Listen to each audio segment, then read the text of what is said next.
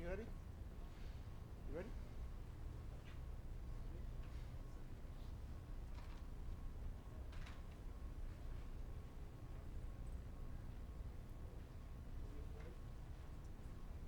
تفضل.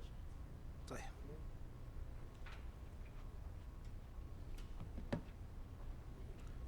بسم الله الرحمن الرحيم.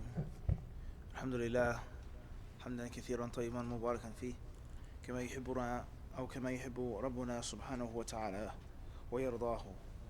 وأشهد أن لا إله إلا الله وحده لا شريك له وأشهد أن محمدا عبد الله ورسوله بلغ رسالة ربه وأدى أمانته ونصح لأمته وجاهد في سبيل الله تعالى حتى توفاه الله فصلى الله عليه وعلى آله وأزواجه وذرياته وصحابته ومن سار على منهاجه واقتفى أثره ودعا بدعوته إلى يوم الدين.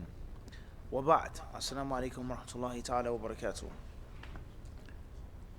Our third session, if I'm not mistaken, regarding Tarikhu Tadween al-Hadith.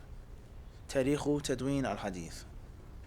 History of the compilation of the Sunnah and the books of Hadith.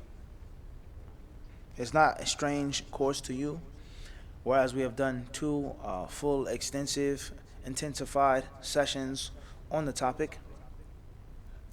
We previously explained what is our source, our madda, what is the material for the curriculum.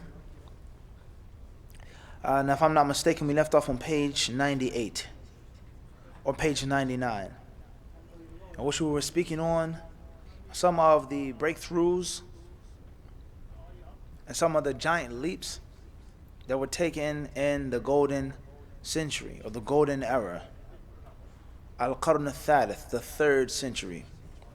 And from those leaps and those breakthroughs were Kutub al-Masanid, is that there were books that were written in a special way, a special style, and relatively unprecedented style. And now those books, which were special and new and unprecedented, were called Kutub al-Masanid. Kutub al-Masanid. Now, obviously, our time is tight, our time is restricted, so we don't want to waste time going back and mentioning what we already explained in detail, even though that's not a waste of time. That's never a waste of time, reviewing. And there's some scholars who will repeat the same point 3 and 4 times in one lesson. 3 and 4 times in one lesson, they would say the same thing over and over again. So it's not about being redundant, it's a benefit, but it is an intensified course. And alhamdulillah, all of the lessons have been uploaded and you can watch them and listen to them and benefit from them. We previously said that in the generations before the third, there were books of hadith. We've proven that. And hadiths were written down and they were documented. But oftentimes the hadiths will be put down, they will be documented, they will be jotted down along with other than the speech of the Prophet ﷺ, such as the speech of the Sahaba and such as the speech of the Tabi'een, the different aqdiyah, such as Muwatta Malik, until the time came in the 3rd century in which they started writing a new genre of books, a new class, a new type. And that new class or that new genre was called Kutub al-Masanid, in which they only put down the speech of the Prophet ﷺ. And also they organized it and they categorized it differently than that which had been previously done. So on page 99 of Sheikh Dr. Zahrani's book, rahimahullah, he says, الفصل الأول كتب المسانيد تعريفها المسند لغة ما ارتفع عن الأرض وعلى عن السطح وفي الاصطلاح أطلقه المحدثون على معنيين. And in the last 2 sessions we had the book here on the projector screen, but for one reason or another we don't have it today. Inshallah we'll have it tomorrow. So I personally apologize for that, with regards to it not being set up for you to read it and see what I'm saying and follow along, and also for the brothers and sisters to read themselves. So we don't have that here tonight like we had the previous times before. Okay? So he goes on and speaks on the definition of the word al-musnad. What is al-musnad? And we're only going to stick with one definition. He says, Athani, كتب المسانيد وهي التي تخرج الأحاديث على أسماء الصحابة وضم أحاديث كل واحد من الصحابة بعضها إلى بعض مثل مسند الإمام أحمد وأبي يعلى الموصلي وغيرهما. He says that the Musnad is a book of hadith just like Sahih Bukhari, and we don't have to go and speak on Sahih Bukhari yet because that's going to come later on, like Muwatta Malik, if you want to stick with the historical order. The Muwatta of Malik is a book of hadith, but it's not a pure book of hadith. It's a hybrid. Imam Malik's book is a book of hadith, but it has other things in there as well. And the way that Imam Malik rahimahullah put his book and ordered it and categorized it, ala abwab al-fiqh, and the chapters of jurisprudence. So the first chapter in Imam Malik's book would be what? Al-wuqut, times of prayer, asanti, and not at-tahara. And then from there, Imam Malik rahimahullah would go chapter after chapter after chapter after chapter, in which he mentions the hadith of the Prophet with a full chain or with a missing chain, balaghat, whatever. Also statements of the Sahaba, aqdiyah of the Khulafa, statements of the Tabi'een, and also some of the views of Malik, some of the ara of him. He put it in a specific tartib, an order. But the Kutub al-Musnad, not only was it different, whereas it was only the speech of the Prophet, but how they organized it was also considered to be revolutionary. It was a breakthrough. And that was for the collector, the compiler, the author of the Musnad book, to have studied with his teachers and learned from his shuyukh and heard the hadith from his teachers, and he wrote them down and memorized them. And when it was time for him to write his own book, he would put all of the hadiths that he heard from one companion, meaning from his teacher, narrated from that companion, in one place. And then another companion, and a third, and a fourth, and a fifth. So, as an example of one of the 7 companions who narrated the most hadiths is Jabir ibn Abdullah, radiyallahu anhuma.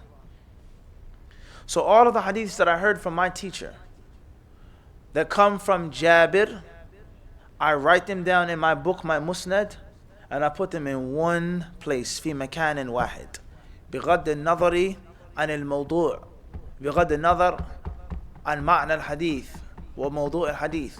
هل هو يتعلق بالفقه، يتعلق بالزهد والرقائق، هل يتعلق بالتفسير، هل يتعلق بالأدب، إلى آخره. المهم جاء عن جابر. So any hadith that Jabir reported, I'm going to put in my book, my Musnad, in one place. So let's say, for example, I have 10 hadiths from Jabir. 10 hadiths that I heard from my teacher, and all of them go back to Jabir ibn Abdullah.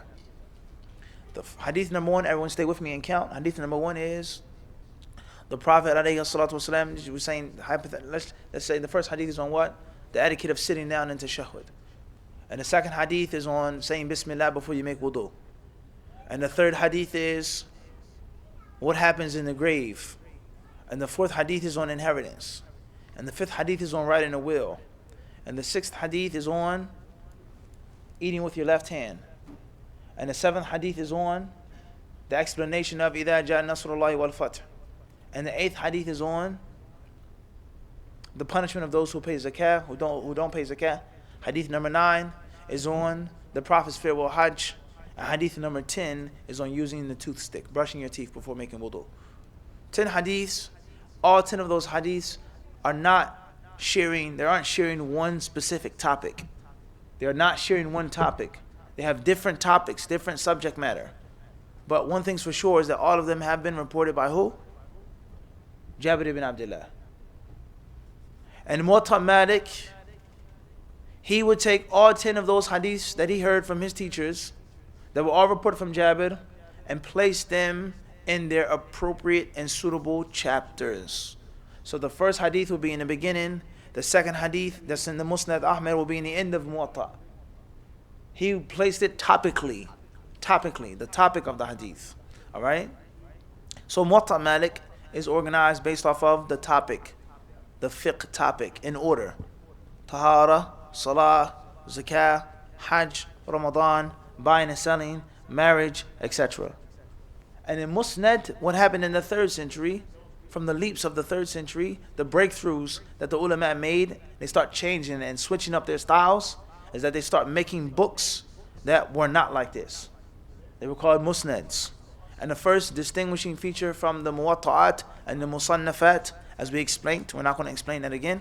If anyone is lost or any further clarification, please go back to those previous lessons. This is not a session which we can go back and repeat everything over and over again. We have the other classes and lectures for everyone. This is for a specific audience. For a specific audience, okay? If you can catch up and you got it, alhamdulillah. And if not, please go back to the previous recordings. So therefore, the Musannafs and the Muwatta'at, they put their hadiths in order based off of the kitab. Kitab kada, Kitab al-Hiba, Kitab al-Itq, the book of manumitting a slave, the book of giving a gift, the book of inheritance, the book of divorce, Kitab al-Bugha, the book of rebels, those who are still Muslim, and they go against and they fight the Muslim rulers for one reason or another. Kitab al-Mafqud, what happens if a woman is married to someone and her husband becomes missing?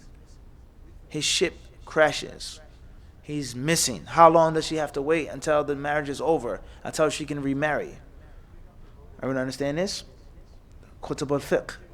And the Musnad, this started organizing hadiths only based off of the narrator. And there is no Qasim ibn Muhammad, Hassan al-Basri, there's no Ikrimah, there's no Dahaq, there's no Sa'id ibn Musayyib, there is no Imam Malik says, I think, I believe. It's none of that. It's only a hadith marfu'ah, a hadith of the Prophet ﷺ. So this is what a Musnad is. Another very important point is the Musnads in general are not considered to be as authentic as the Muwatta'at and the Musannafat and the Sunan, let alone the Sihah. And we're going to get into that later, bi'idhnillahi subhanahu wa ta'ala. Next important point is that within the book being organized and arranged according to the names of the Sahaba, there's also a way of organizing the Sahaba, such as Al-Asharatul Mubasharun, the 10 companions that were promised Jannah. As an example, so someone comes along and he says, I'm going to put their hadiths first. So based off of that, the first hadith in Musnad Ahmad is going to be reported by who? Who? Abu Bakr. And the second hadith is also going to be reported by Abu Bakr. And the third, and the fourth, and the fifth, and the sixth, and the seventh, and the eighth, until Imam Ahmad is done with the narrations that he compiled and chose to put in his book from only Abu Bakr. So let's say he collected 30 hadiths from Abu Bakr. All 30 of those hadiths are going to have what topic? They're going to share what theme? Huh? None. There is no one theme. There is no what? There is no one theme. But the only thing that those hadiths have in relation is that they are reported from Abu Bakr as-Siddiq. That's it. Everyone understand this? You guys with me or not? You guys with me? Musnad Imam Ahmad is like that. Muwatta Malik, the first 30 hadith, let's say he has 30 hadiths in the first chapter. All of them going to share what theme? The time of prayer. And how many companions narrated those 30 hadiths? First hadith, as an example, we're saying hypothetically, is reported by who? Abu Hurairah, number 2. Ibn Umar, Ibn Mas'ud, Aisha, Salama. No specific one companion is narrating them, but they're all reported on one what? Topic, and that is prayer. Everyone understand the difference here? Are you guys with me or not? Moving forward. So we just mentioned the first point. He says طريقة ترتيب كتب المسانيد الأولى ترتيب أسماء الصحابة على حروف المعجم من أوائل الأسماء فيبدأ مثلا بأبي بن كعب ثم أسامة ثم أسامة بن زيد ثم أنس بن مالك وهكذا إلى آخر الحروف. The different ways in which they would organize the names of the companions. One way, as we just said to you, is based off of their virtue. Their virtue, the 10 being the best. The Sabiqun al-Awwalun. You understand? It's the Ansar, the Muhajirin. And another way is to put the companions' names in order alphabetically. Alphabetically. Alphabetically and not topically. So first and foremost, the first one will be Ubay bin Ka'b. Or as we read the other day in Tuhfat al-Ashraf, Abil Laham. Abil Laham, naam, remember? Abil Laham, the companion that didn't want to eat meat. His name is going to come in the beginning, maybe a few before, as we read, Abi. It's an alif with a med and then a ba. Abil Laham. Ubay ibn Ka'b obviously will come after Abil Laham. And then Usama ibn Zayd. His name starts with a what? Usama, an alif. And then he says Anas bin Malik. Until the end of the alphabet. What companion's name begins with a ya? Yasir. What companion's names begin with a kha? Khalid ibn Walid. Khubayb is a companion. Khabbab is a companion or not? Khalid ibn Zayd, companion or not? What companions' names begin with a ghain?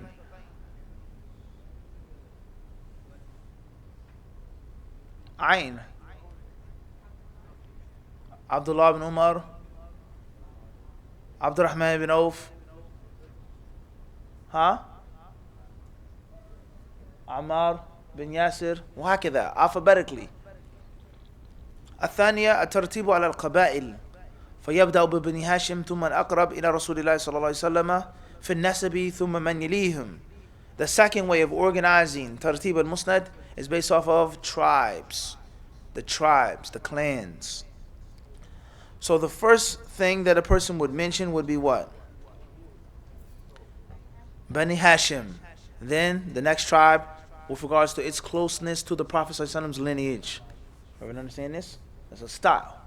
الثالثة الترتيب على قدر سوابق الصحابة في الإسلام ومحله في الدين فيبدأ بالعشرة رضوان الله عليهم ثم المقدمين من أهل بدر ثم يلونهم أهل بيعة الرضوان بالحديبية وهكذا. قال الخطيب وهذه الطريقة الأخيرة أحب إلينا في تخريج المسند. And the third and final way, as I've just explained to you, is putting them in order based off of their virtues. Those who accepted Islam the earliest. Those who accepted Islam the earliest. The 10 promised paradise. Those who came first in Badr, etc. Everyone understand this? طيب. Section number 3.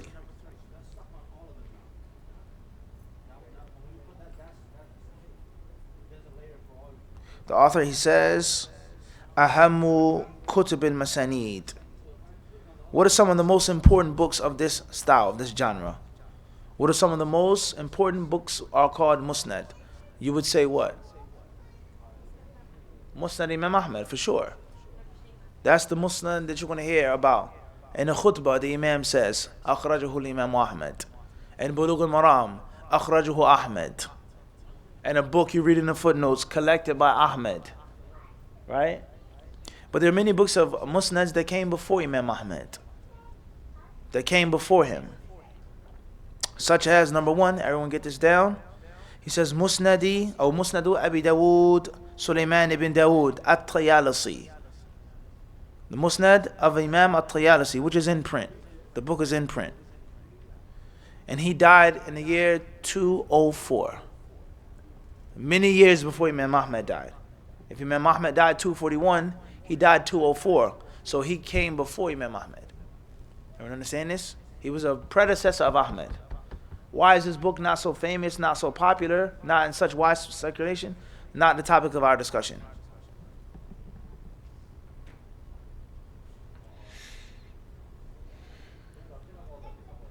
Number 2, he says Musnadu Abi Bakr ibn Abi Shaybah, who died in the year 235.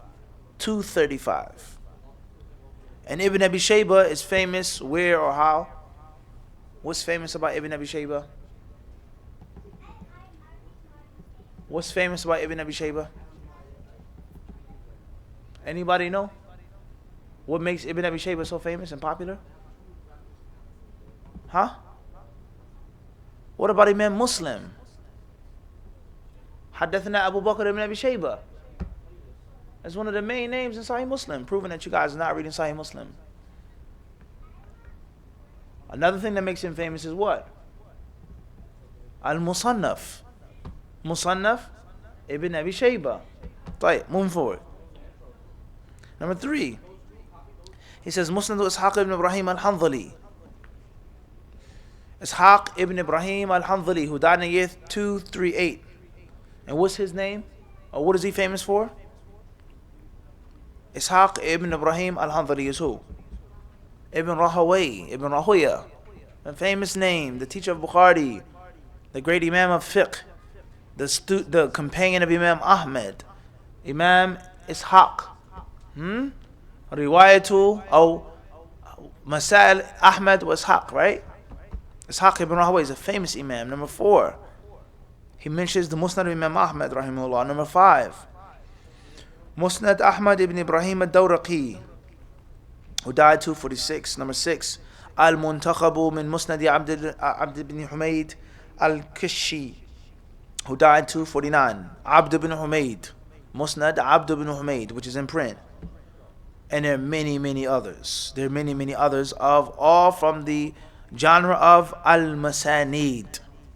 Another very important Musnad, which is one of the biggest, one of the largest, is that which is called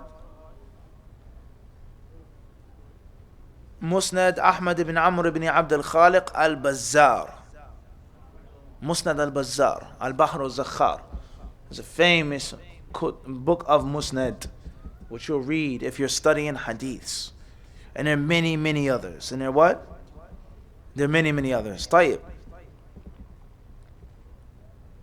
Now, with regards to the Musnad of Imam Ahmad bin Hanbal rahimahullah, who can tell me some interesting facts about this book?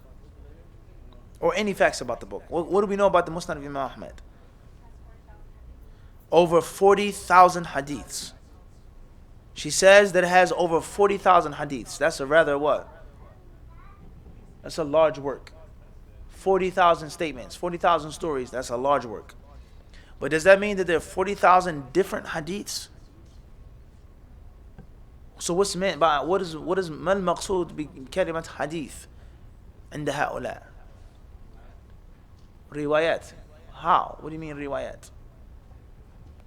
Yani, if it's one companion, 2 companions, 3 companions, 5 companions will all narrate the same story, riwayat kulli sahabi min هؤلاء الصحابة الأربعة تسمى إيش? It's called a hadith. مستقل. It's a separate hadith. أو روايات the mutaba'at واختلاف الأوجه. That's also called a hadith. So it may not actually be 40,000 different statements of the Prophet. It can only be 20,000. And the other 20,000 are repetitive but narrated from different companions. أو اختلف المخرج. طيب. What else can we say about Musnad Imam Ahmad? What else do we know about his book? This is one of the greatest books of Islam. One of the greatest books of hadith that have been written. What else do we know about it? Anything else? طيب. Moving forward. The author, he says, rahimahullah,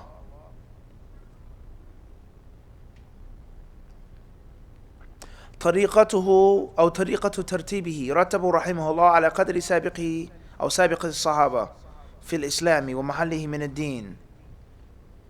So first and foremost, point number 1, Imam Ahmad rahimahullah, he put the Sahaba in order based off of their precedence to Islam. Imam Ahmad did not start off with tribes, nor did he start off with alphabetical order, but he only put the companions in order based off of their rushing and racing to Islam. So without reading in Musnad Imam Ahmad, the first 10 companions in his book are who? Who are the first 10? Abu Bakr, Umar. Oh, كيف Aisha? How can it be Aisha? Aisha is not from those who rushed forth to Islam. Aisha is young. Abu Bakr will be first. Number 2 will be Umar. 3, Uthman 4. Ali number 5. Zayd ibn. Zayd ibn Haritha. Thabit. Allah. Who the 10 companions promised Jannah? Al-Ashara. In order. But Sa'id ibn Zayd. Jazakallahu khairan. Sa'id ibn Zayd. Not Sa'id. We said Zayd. يعني كيف هذا? Sa'id ibn Zayd. طيب. Not Zayd ibn Thabit. Okay, without order. The other 6 are who? Talha. Abdurrahman. Sa'd ibn Abi Waqqas. Sa'id ibn Zayd. Who else? How about Abu Ubaid ibn al-Jarrah? Everyone understand this? So those are the first 10 people in the what? Musnad Ahmad. Based off of who came to Islam what? First. As-sabiqa fil Islam. Everyone understand this? That's first and foremost. Point number 2 regarding his book. How many hadiths are in his book? قال الحافظ أبو موسى المديني فأما عدد أحاديثه فلم أزل أسمع من أفواه الناس أنها 40,000 إلى أن قرأت على أبي منصور بن زريق القزاز بزايين ببغداد قال حدثنا أبو بكر الخطيب قال حدثنا ابن المنادي قال لم يكن أحد في الدنيا أروى عن أبيه منه يعني عبد الله بن أحمد بن حنبل لأنه سمع المسند وهو 30,000 والتفسير وهو 120,000 فلا أدري هل الذي ذكره ابن المنادي أراد به ما لا مكرر فيه أو أراد غيره مع المكرر. طيب, so therefore, first and foremost, how many hadiths are in Musnad Imam Ahmad? It's not exactly 40,000. Some say 30, some say 34, 37. Al-Muhim from 30,000 to 40,000. That's the number of hadith in the Musnad of Imam Ahmad. In brief. Next point. عدد الصحابة المخرجة مساندهم في المسند. قال أبو موسى فأما عدد الصحابة فنحو 700 رجل ومن النساء 100 ونيف. وقال ابن الجزري قد عددتهم فبلغوا 600 ونيفا و90 سوى النساء وعددت النساء فبلغن 96 واشتمل المسند على نحو 800 من الصحابة سوى ما فيه مما لم يسمى من الأبناء والمبهمات وغيرهم. How many companions are in the Musnad of Imam Ahmad? How many companions did he mention? In general, he says 700 men. 700 men. And 150 women, roughly. 150 women. 700 men. So the 700 different companions, whether they have one hadith, or 20, or 100, or 3,000, or 4,000, mentioned in Musnad Imam Ahmad. So if I asked you right now to mention 700 Sahaba, could we count 700 companions? Could we get to 100 if we sat down? 50. Can we name the name of 50 companions? 50? Let's try. Number 1. Abu Bakr. Alright, let's just keep it simple. Al-Ashara. The 10 promised Jannah. 9 wives of the Prophet. That's 19, but we're doing the women after the men. Start as 10. We have 40 left. All the Abdullahs who are? Ibn Umar, Ibn Mas'ud, Ibn Abbas, Ibn Amr ibn al-As, Abu Dhar. So far we have, how many Abdullahs we said before we get to Abu Dhar? That's how many? We said 5 of them? So we have 5 plus 10, that's 15. Abu Dhar is 16. Salman is 17. Abu Sa'id, 18.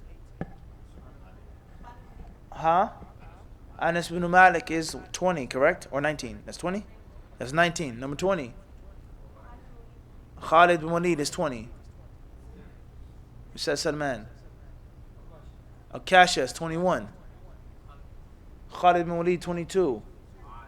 Osama ibn Zayd, 23. Zayd ibn Haritha, 24. Abu Hurairah, 25. Bilal, 26. Khabbab, 27. We said Anas. Mu'adh, 28. Qulna Salman. Khubayb. Everyone understand this? So we're almost at 30. So just imagine if you actually sat down, How many other companions' names you could what? Mention. So he said 700 men and 100 women, or over 100. So how many women can we name from the Sahaba, from the Sahabiyats? The Prophet's wives, he died with how many? Who were? Aisha, Salama, Habiba, Sauda, Maymuna, Hafsa, Zainab, Maria, or Maria? Which one? وهكذا. I don't understand this. وهكذا. Fatima bint Qais. وهكذا. طيب. This is not including companions whose names were unknown. Companions' names who were what? Unknown. In which the Tabi'i says, حدثني رجل من أصحاب النبي صلى الله عليه وسلم. حدثني رجل صاحب النبي صلى الله عليه وسلم. مبهم. Everyone understand this? Or the children, al-abna, a young man or young woman from the Sahaba. وهكذا. وهكذا. Next point. He says, شروط الإمام أحمد.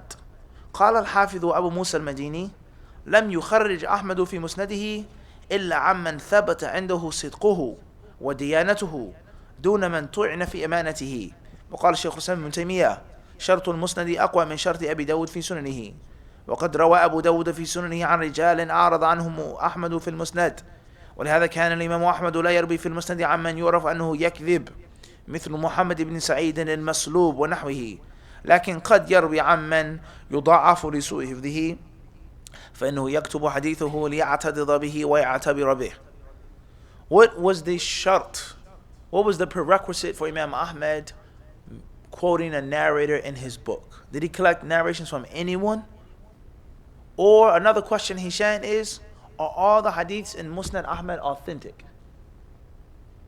هل اشترط الصحة? Did he say that I only collect genuine reports, such as Bukhari, for example, or such as Ibn Hibban, or Al-Hakim, or Ibn Khuzaymah, or Muslim, or anyone else who التزم الصحة. التزم إيش؟ الصحة بغض النظر عن من انتقده. Imam Ahmad rahimahullah, what was his madhab regarding what hadiths he put in his book? What's the answer, guys? Adala. What does that adala mean? They have to be known to be a Muslim, of age, trustworthy. What else? They're not an intentional liar. So Imam Ahmad, all hadiths in his book are not necessarily what? Genuine. And he never claimed that. He never claimed that. That was not the reason why he wrote his book. But according to these scholars, Abu Musa al-Madini, Shaykh al-Islam Taymiyyah, and many others, they say that the ahadiths of Imam Ahmad are generally reliable. Generally what? Reliable. And there's no one in his book which is a blatant liar, a kadhab, a fabricator. Everyone clear on this?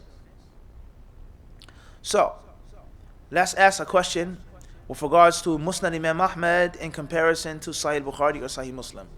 Let's see who's smart enough to answer the question properly. What's the difference between those hadiths?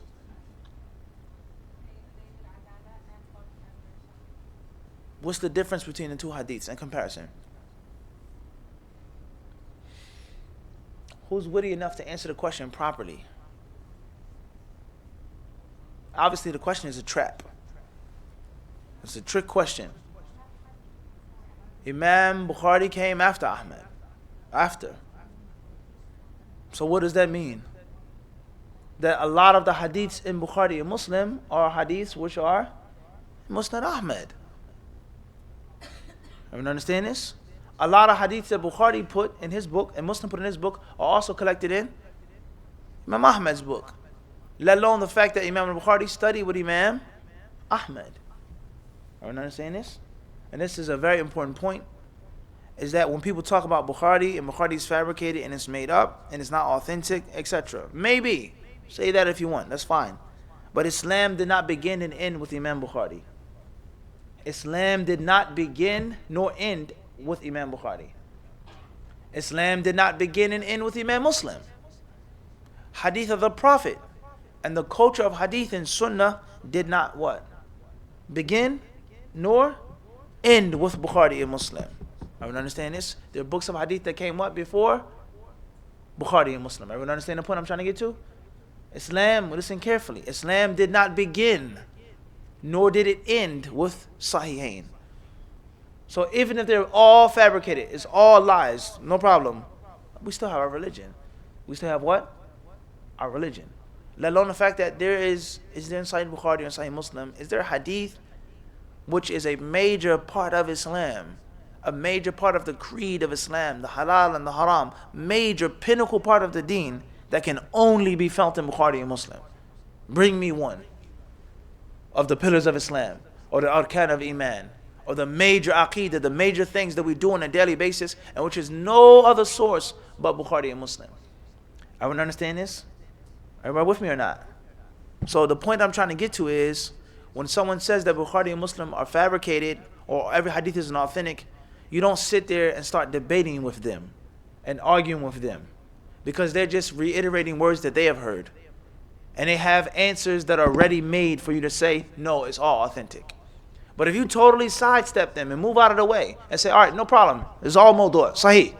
But what about Musnad Imam Ahmad or Muwatta Malik? They have not prepared an answer for that. They have not what? They have not prepared an answer for that. Everyone understand the way to debate and the way to defend Islam? If you're debating someone and arguing over a point, the worst thing that you can do is respond to them in their preparation. Everyone understand this? They're prepared for that. They're what? They're prepared for that. But if you tell them something that they've never heard of or thought of, nor those who they're following, then what argument can they make? Everyone understand this? It's one of the most important principles. هذا من قواعد يعني. The most important principles of successful niqash or munadara is to move out of the way with the orthodox basic stuff.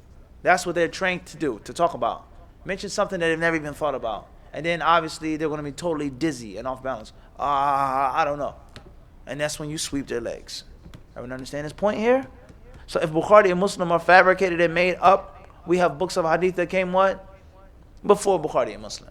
And we also have books of hadith that did what? Came after Bukhari and Muslim. Everyone understand this? And there's not one single hadith in Bukhari and Muslim which is the pillar of Islam, the foundation of the deen, and is only found in that book. So what are you saying? What's the point of saying that is all, if it is fabricated, how does it hurt us as Muslims? It doesn't. Everyone understand this? And oftentimes people, they get stuck in this concept of, no, we have to talk about it and defend it. No, we don't. Because it doesn't make a difference. Let alone the fact that Bukhari Muslim is not fabricated, and they are genuine, authentic books, etc. But that's after you've what? Outflanked them. Everyone understand this? So therefore, Musnad Imam Ahmad rahimahullah is generally a reliable book. Not every single hadith is considered authentic to Ahmad. Not every single hadith in the book is considered authentic to other than Imam Ahmad. But there are many hadiths, and the concept of Bukhari and Muslim and the 4 books of Sunnah, they wouldn't be in existence if it wasn't for Musnad Imam Ahmad. If Imam Ahmad has 40,000 hadiths, just out of common sense, the percentage of those being the same hadiths in Bukhari and Muslim and Sunnah Abi Dawud is going to be what? Extremely high. Extremely high. Tayyib. Moving forward.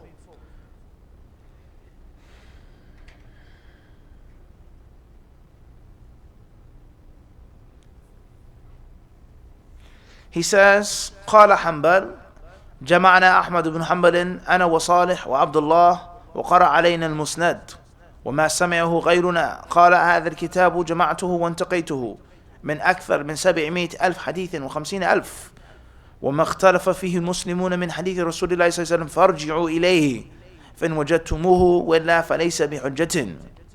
قال الإمام الذهبي هذا القول منه على غالب الأمر وإلا فلنا أحاديث قوية في الصحاح والسنن والأجزاء وما هي في المسند.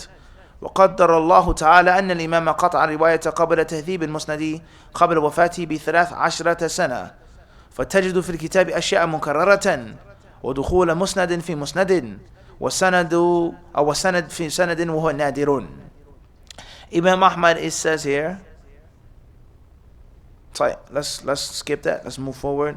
We mentioned about the hadith, the different versions of the printed book. The last thing that we'll mention now is called Inayatul Ulama'i Bil Musnad. What was the scholars' care and attention of this great and grand work?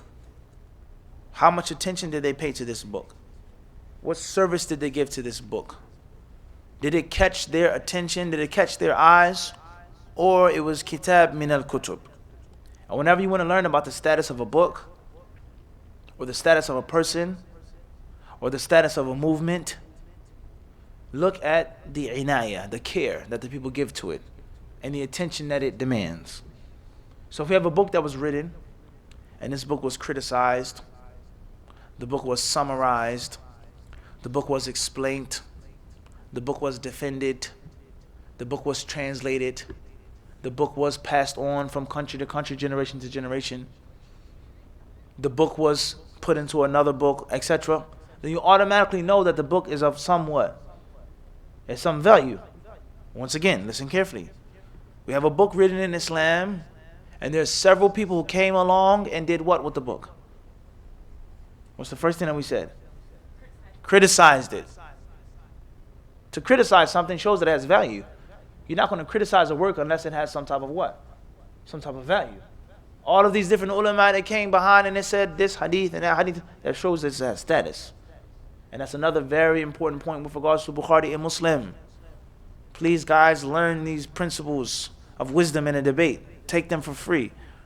It's the sheer fact that you're talking about Bukhari and Muslim proves the status of the book. You're having an argument on a man who came 1,200 years ago, and you're still debating.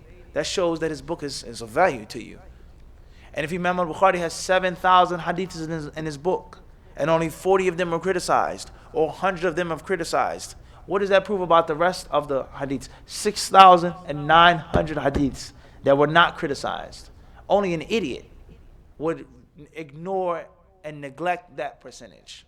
7,000 shots you took shooting the ball, and you only missed 100. They will call you an accurate three-point shooter or an inaccurate. Which one?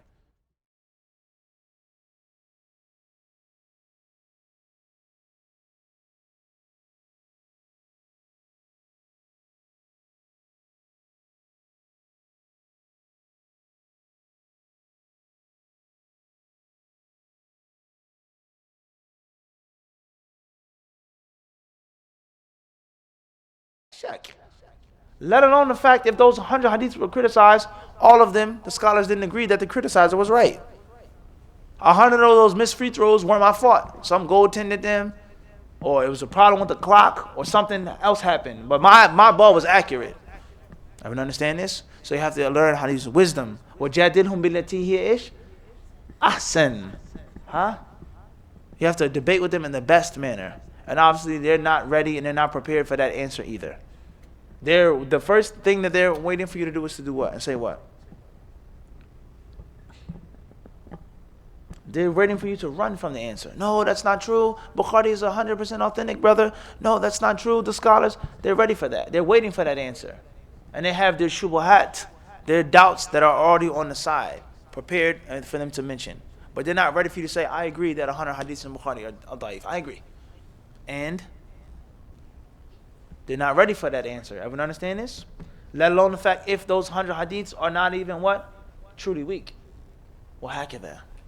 So therefore, Imam Ahmad's Musnad, what was his status among the people of knowledge? Number one, or what are the steps of determining a book being of high status is what? Is that the book is going to be what? Criticized or praised or translated or summarized, explained, وَهَكَذَا. Inayatul ulama'i bil kitab. That shows that it wasn't just a book that sat on the shelf, but it was a book that took a great deal of attention from the great scholars of Islam. And that is exactly what happened to the Musnad of Imam Ahmad. The Musnad of Imam Ahmad. The first point he says, رتبوا على معجم الصحابة والرواة عنهم كترتيب كتب الأطراف للحافظ أبي بكر محمد بن عبد الله بن المحب الصامت. أخذ الحافظ أبو الفداء عماد الدين إسماعيل بن كثير رحمه الله تعالى كتاب المسند بترتيب ابن المحب الصامت، وضم إليه الكتب الستة ومسند البزاري ومسند أبي يعلى الموصلي ومعجم الطبراني الكبير، ورتب جميعا على نفس ترتيب ابن المحب للمسند وسماه جامع المسانيد والسنن. First and foremost is tartib. Many of the ulama of Islam, they took the musnad and they reorganized it. They reorganized it. And they didn't keep it how Imam Ahmed wrote it, but they reorganized it to make it easier. They reorganized it. From them is Imam Abu Bakr Muhammad ibn al-Muhib as-Samit. And after them came Ibn Kathir, the author of Tafsir. FYI, Imam Ibn Kathir rahimahullah was muhaddith. He was a great scholar of hadith. And he wasn't just an exegete. He wasn't just someone who explained the Quran. He was also a muhaddith. And he was also a shafi'i. There are many different talents and skills that Ibn Kathir had. And some people say that Imam Ibn Kathir rahimahullah, he went blind writing that book, Jami'ul Masanid. That it was such a big book, a large, voluminous, exhaustive book, and he only had a candle flickering at night, the lamp, and he eventually went blind writing the book. Look at the diligence upon ilm. We have lights on and we can't seek knowledge. An iPad that has a battery life for Allahu Alam how many hours, and I'm too lazy to read and to study. We have technology, things are easy and simple. Only Allah knows what they had to go through to write a book and to struggle to author a book. And we can barely write any books ourselves. So la hawla wa la quwwata illa billah. Then he goes on to say, after mentioning more people who made tartib of the book, ترجم لرجاله الحافظ شمس الدين الحسيني في كتابه إكمال بمن في مسند أحمد من الرجال ممن ليس في تهذيب الكمال. There were men and there were scholars who wrote about the narrators of Imam Ahmed that are not found in تهذيب الكمال and تهذيب التهذيب لأنهم رجال أصحاب الكتب الستة وكثير من رجال أصحاب الكتب الستة هم رجال أحمد. طيب. And there are many others who made shuruh, and there are those who defended the musnad, etc. طيب. Moving forward.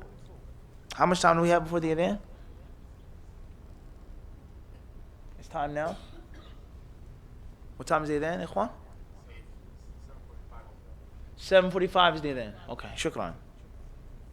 Al-Fasl al-Thani, Al-Kutub al-Sitta. The second thing, which is a distinguishing feature of the 3rd century, is that which is called Al-Kutub al-Sitta. The 6 books. The 6 books.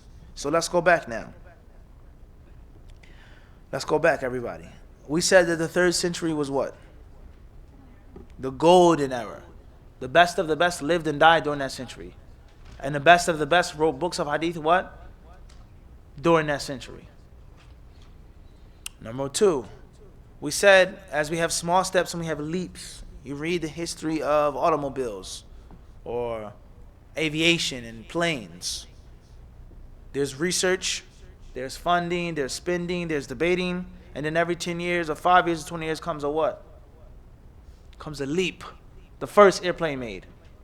And then the first jet engine made. And then the first this made. And then the first that one made. They have leaps. Leap. Leap. Everyone understand this? So in the history of a hadith compilation, there are what? There are leaps. And then we break those leaps down into centuries. So we're done with the 1st and 2nd century. That's finished. We're stuck now in the what? 3rd century. And we said that the 3rd century was the best century. The first leap in the 3rd century was what? The bringing of what? Kutub al-Masanid. The books of what? Musnad, which didn't exist in the what? Previous generations. Done. Number 2, the second leap, or the second distinguishing feature of this era was the books which are called Al-Kutub al-Sitta.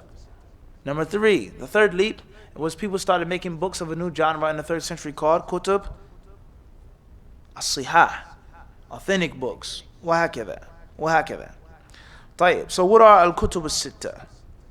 What do we know about Al-Kutub al-Sitta, guys?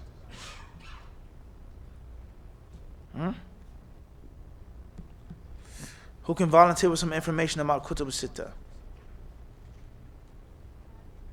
Imam al-Bukhari, Sahih al-Imam Muslim, Sunan al-Nasai, Sunan or Jami'? Jami' Tirmidhi, Sunan Abu Dawud, and Sunan Ibn Majah. Okay, Jazakallah khair. And what else do we know about the Kutub al-Sitta? What other information do we have about Kutub al-Sitta? Nothing? No information? No one else knows anything else, Shamli? Nothing else? That's all we know?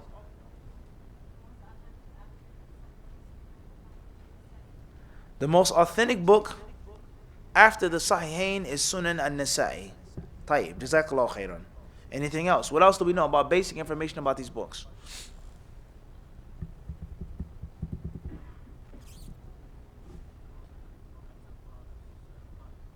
Most authentic book after the Quran is Sahih Bukhari. Tayyib. What else do we have, guys? Anything else? No other information about Kutub al-Sitta? That's it?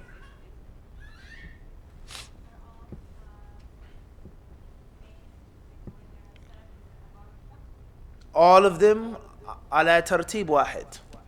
All of them are organized in the same way. And that is based off of the chapters. None of them are musnads. What else do we know about these books? We got to give more information in this, guys. This is really, really, really super poor. This is super poor, Shamli. What other information do we have about 6 other books of hadith? Abu Hurairah is the greatest narrator in those books. What about the books? The authors. There are what? All of them are Khurasani. All of them came from one region. Not necessarily. Was Imam al-Bukhari Khurasani? We agree on this? All of them have one general geographic location. In general. All of these 6 authors generally came from one area. No problem. Khurasan or other than Khurasan. In general. None of them came from Sham. None of them came from North Africa. None of them came from Egypt. None of them came from Yemen. None of them came from Iraq. They all generally came from what? Persia, in general. All of them are musnada. They all have a hadith reported with the chains. What else do we know about Kutub al-Sitta? What else do we know about the 6 books of hadith?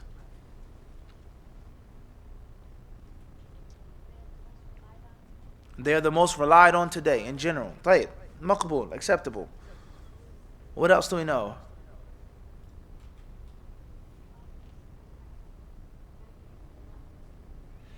That they dedicated a lot to Islam. What else do we know about the books, guys? Tangible information.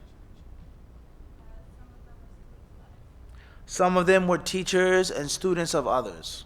That they don't share just one lineage of everyone studied under one person. Bukhari taught this one taught that one. They shared knowledge. Good. What else? They're all in English. Can I give one? All of them have been what? Translated into English. Sahih? What else?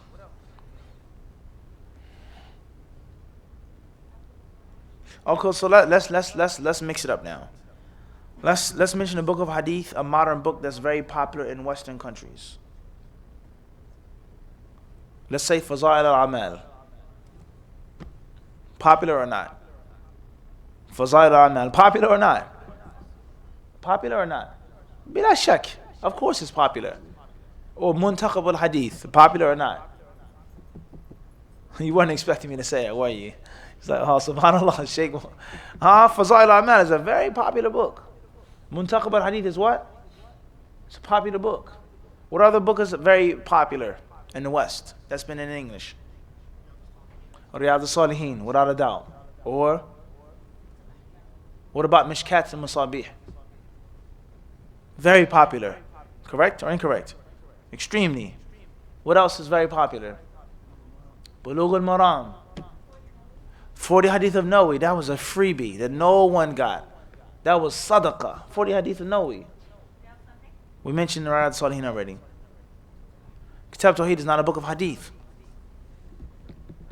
Untitled Chapter, it's not that popular, especially not in the West. Lulu Marjan, it's more popular. 100 Hadith Qudsi. What else is very popular that you'll find on the bookshelves or the Imam quoting or reading from or on YouTube?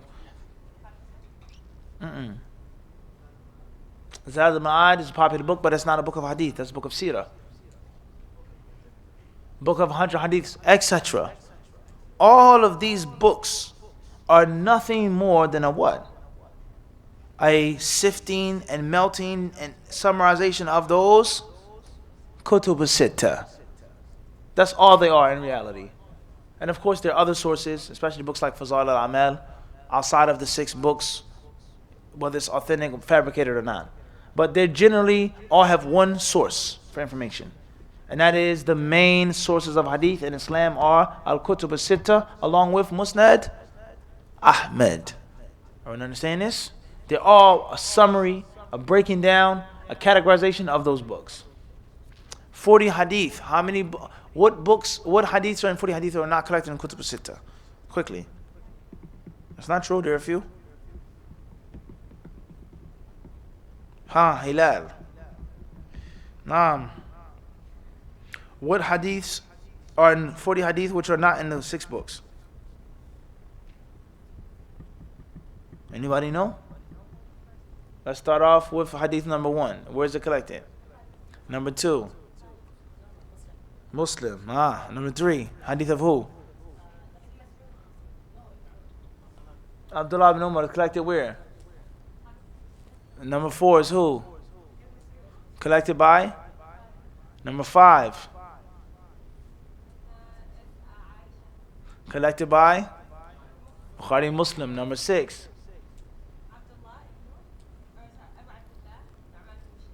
Collected by? Number 7.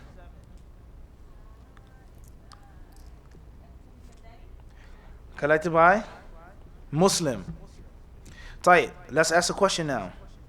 Just because the hadith is in Bukhari and Muslim, or no, he says akhrajahu or muttafaqun alayhi, does that mean that it's not in Sunnah Abi Dawud? Doesn't mean that. Doesn't mean that it's not in the Musnad Ahmed. But if you say Bukhari and Muslim as if he's saying that's a what? That's enough. Sufficiency. Everyone understand this? But it doesn't mean that the other compilers didn't what? Didn't collect it. Everyone understand these points? Inshallah ta'ala, if you sit down and give it some critical thought, or go on Wikipedia and other sources and other sites, you will find all types of basic, fundamental, and interesting information about the 6 books of hadith. And that is something that all of you should do tonight, bi'idhnillahi ta'ala. The author, he says, Al-Fasl al-Thani al-Kutub al-Sitta. قال الحافظ أبو الحجاج المزي رحمه الله المتوفى سنة 742 من الهجرة. وأما السنة فإن الله وفق لها حفاظا عارفين وجهابذة عالمين وصيارفة ناقدين ينفون عنها تحريف الغالين وانتحال المبتلين وتأويل الجاهلين، فتنوعوا في تصنيفها وتفننوا في تدوينها على أنحاء كثيرة وضروب عديدة حرصا على حفظها وخوفا من إضاعتها. وكان من أحسنها تصنيفا وأجودها تأليفا وأكثر صوابا وأقل خطأ وأعمها نفعا وأعودها فائدة وأعظمها بركة وأيسرها مؤونة وأحسنها قبولا عند الموافق والمخالف وجلها موضعا عند الخاصة والعامة صحيح أبي عبد الله محمد بن إسماعيل البخاري، ثم صحيح أبي الحسين مسلم بن حجاج النيسابوري، ثم بعدها كتاب السنن لأبي داود سليمان بن أشعل السجستاني، ثم كتاب الجامع لأبي عيسى محمد بن عيسى الترمذي، ثم كتاب السنن لأبي عبد الرحمن أحمد بن شعيب النسائي أو أحمد بن شعيب النسائي، ثم كتاب السنن لأبي عبد الله محمد بن يزيد المعروف بن ماجه القزويني وإن لم يبلغ درجتهم.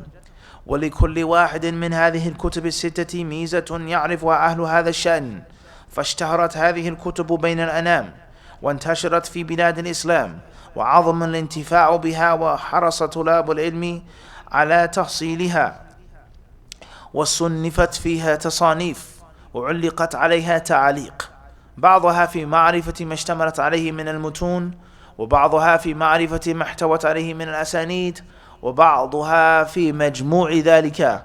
انتهى كلام المزي رحمه الله. Al-Mizzi rahimahullah, who died 742, and we know he was from the disciples and those who benefited and those who were influenced by Shaykh al-Islam ibn Taymiyyah. He says, as far as the Sunnah, then Allah Azza wa Jal, He blessed and He gave divine inspiration to many men and women, and He made them geniuses. He made them prodigies, حُفَّاظًا عَارِفِينَ, people who memorized, and people who had a great deal of intelligence and brain power. وَجَهَابِذَةَ عَالِمِينَ, and he made many men and women experts. وَصَيَارِفَةَ نَاقِدِينَ, that were critical, like an expert jeweler. The jeweler you take your ring to or your watch to, and he feels it, he looks at it, and he says, this is counterfeit. He looks at it and he feels and he says, this is very valuable. He looks at it and he feels and he says, this company did not make a model that wasn't solid gold. So that he is expert. Sayrafi. He knows counterfeit money. He can touch the money. He can feel the money. You go to a money exchange overseas. How fast do they count money? They count money extremely fast. You ever notice that? You make Hajj and Umrah, you give them your $100 bills, it comes up to me. Can you count money that fast? The dollar bills are fresh, crisp. He counts them in a split second because that is what he does. He's an expert jeweler. Everyone understand this? An expert what? An expert jeweler. He can look at it. He can touch it. He knows the models. He knows it by hand, by heart. There's no catalog that he's using because that's what he does day and night, day and night, day and night for the past 50 years. So Allah Azza wa Jalla, He blessed many Muslims and He gave them inspiration to be like this concerning the Sunnah.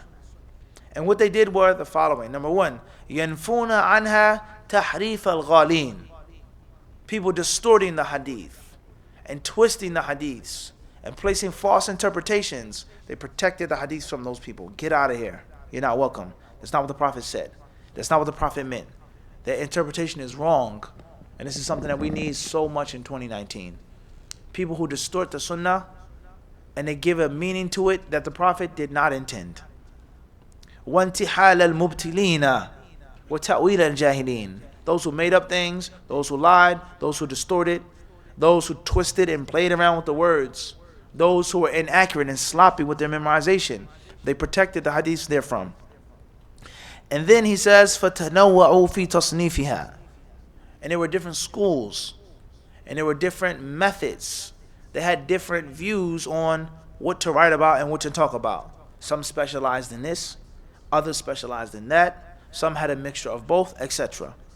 وَتَفَنَّنُوا فِي تَدْوِينِهَا عَلَى أَنْحَاءَ كَثِيرَةٍ وَضُرُوبٍ عَدِيدَةٍ. He says, and they begin to write books and author books on different topics and in different fields and in different disciplines, different disciplines.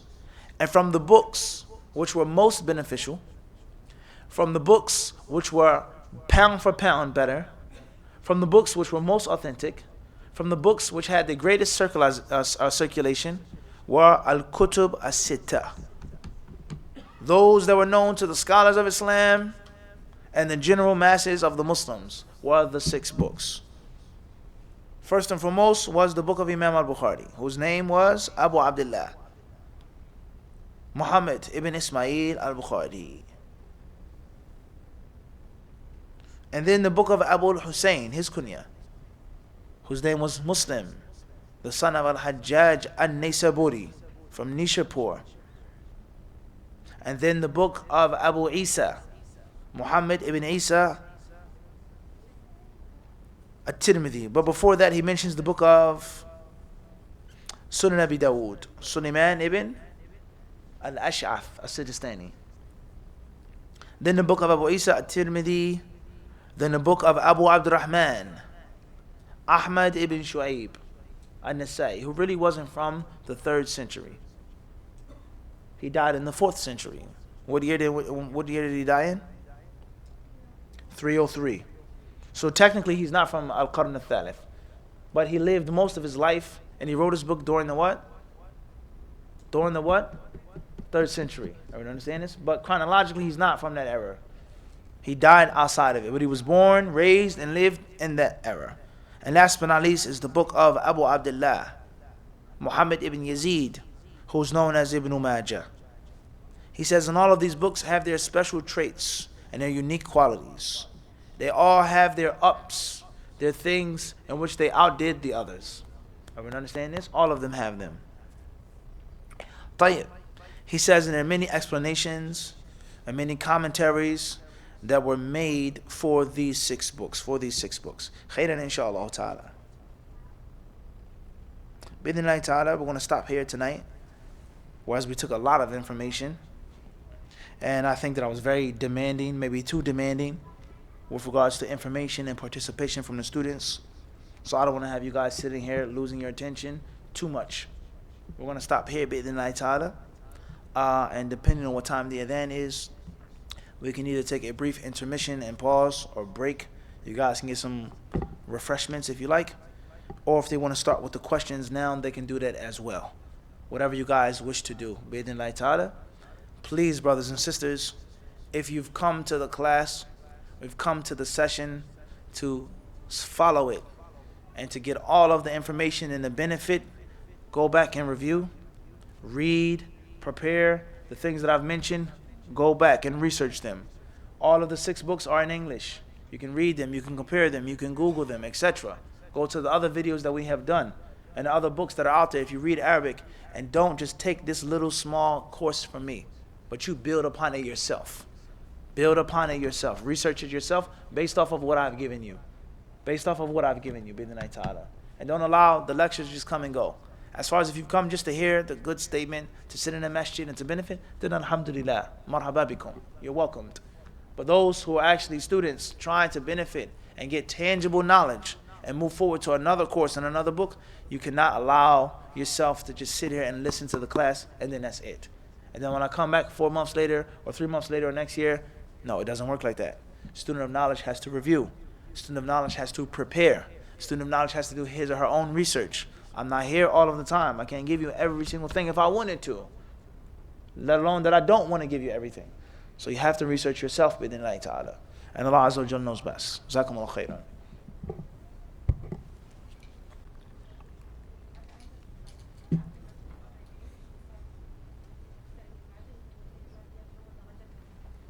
Tayyib.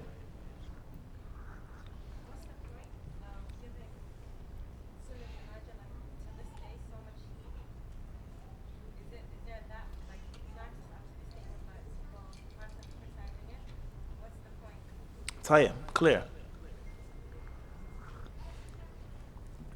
Question says that Al-Mizzi rahimahullah, he said, Al-Ma'ruf bibni Majah wa illam yablugh darajatahum.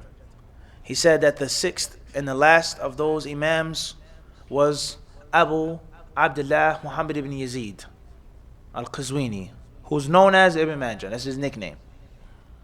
Even though Ibn Majah lam yablugh darajatahum, he didn't reach the level and the status of the previous 5. What's the point of mentioning that? And what was the issue with his book? And was his book of the importance then as it is now? That's your question?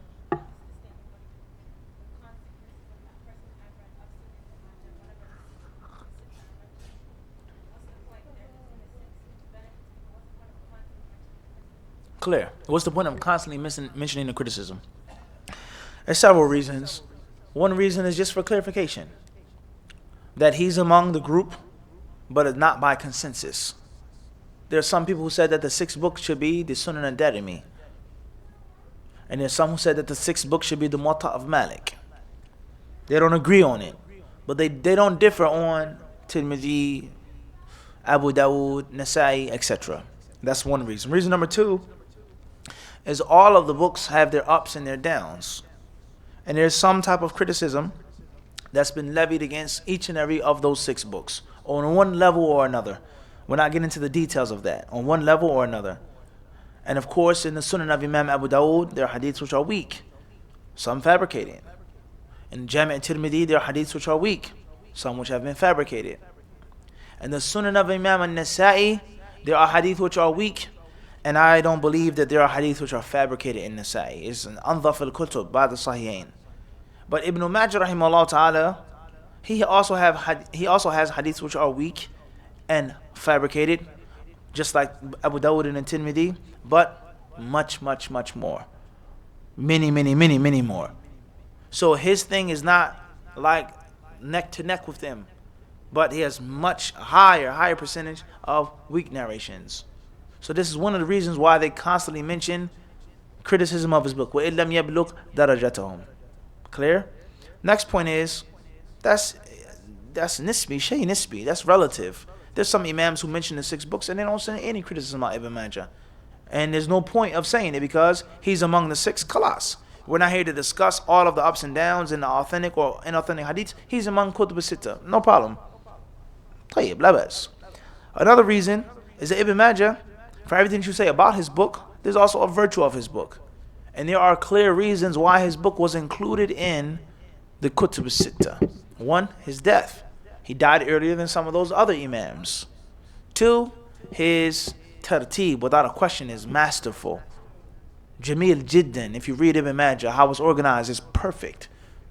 3 is that Ibn Majah, he shares shuyukh that many other ulama have, like Abu Bakr ibn Abi Shaybah. So, therefore, there's something that some of the ulama say and mention every single time and others don't. Clear? And Allah knows best.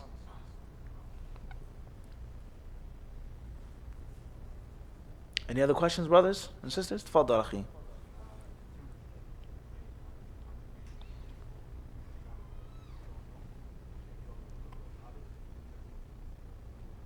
Who leads the type? Question says, when it comes to congregation, and there are people who you don't know, they don't know each other, how do we know who should lead the salah? I.e., based off of the hadith, يَأُمُّ الْقَوْمَ أَقْرَأُهُمْ لِكِتَابِ اللَّهِ. The most learned of the Quran, meaning its recitation, should lead the salah. But what do we know, or what do we do if we don't know who's who? Try your best. Oftentimes, if you're at the airport, or you're at a place in which there's a temporary musalla, or a masjid in which different people frequent in and out of, they look around to see who seems the most righteous. And oftentimes, it's a struggle. No, Father, you go. No, you go. Is this not the case? Because they don't really know who's who. And no one, I can't say no one, but oftentimes people, they don't want to rush towards that responsibility. And oftentimes people want to humble themselves. And unfortunately, I'm going to say the truth, there's so many different sins and acts of disobedience that have become normal that you can't necessarily pick from among who should lead the salah. There are many, many issues, like some of the things we were talking about last night, and other things which are sins and impermissible when it comes to the Muslim's dress code. Things which are not lawful for you to wear and to dress like, but that's normal. This is no longer a rare thing. Rather, Muslim men who do this, they're considered rare. Unfortunately, anyone who has a beard is considered a sheikh, and that's wrong. That's not how Islam is supposed to be. That's supposed to be a normal, basic thing. Al-isbal. وهكذا. So oftentimes the people, they don't necessarily have a specific way of doing it, but whoever seems to be the most righteous and the most knowledgeable, you go ahead.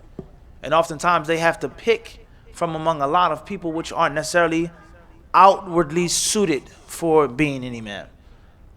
فَاتَّقُوا اللَّهَ مَا اسْتَطَعْتُمْ. Fear Allah to the best way you know how. And Allah knows best. I don't think people are going to say, how much Quran do you know? Kam hafith?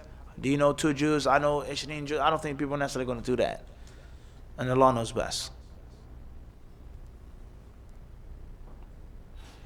Khairan inshallah. If there are any questions, guys, now's the time. Tfaddal. Bismillah.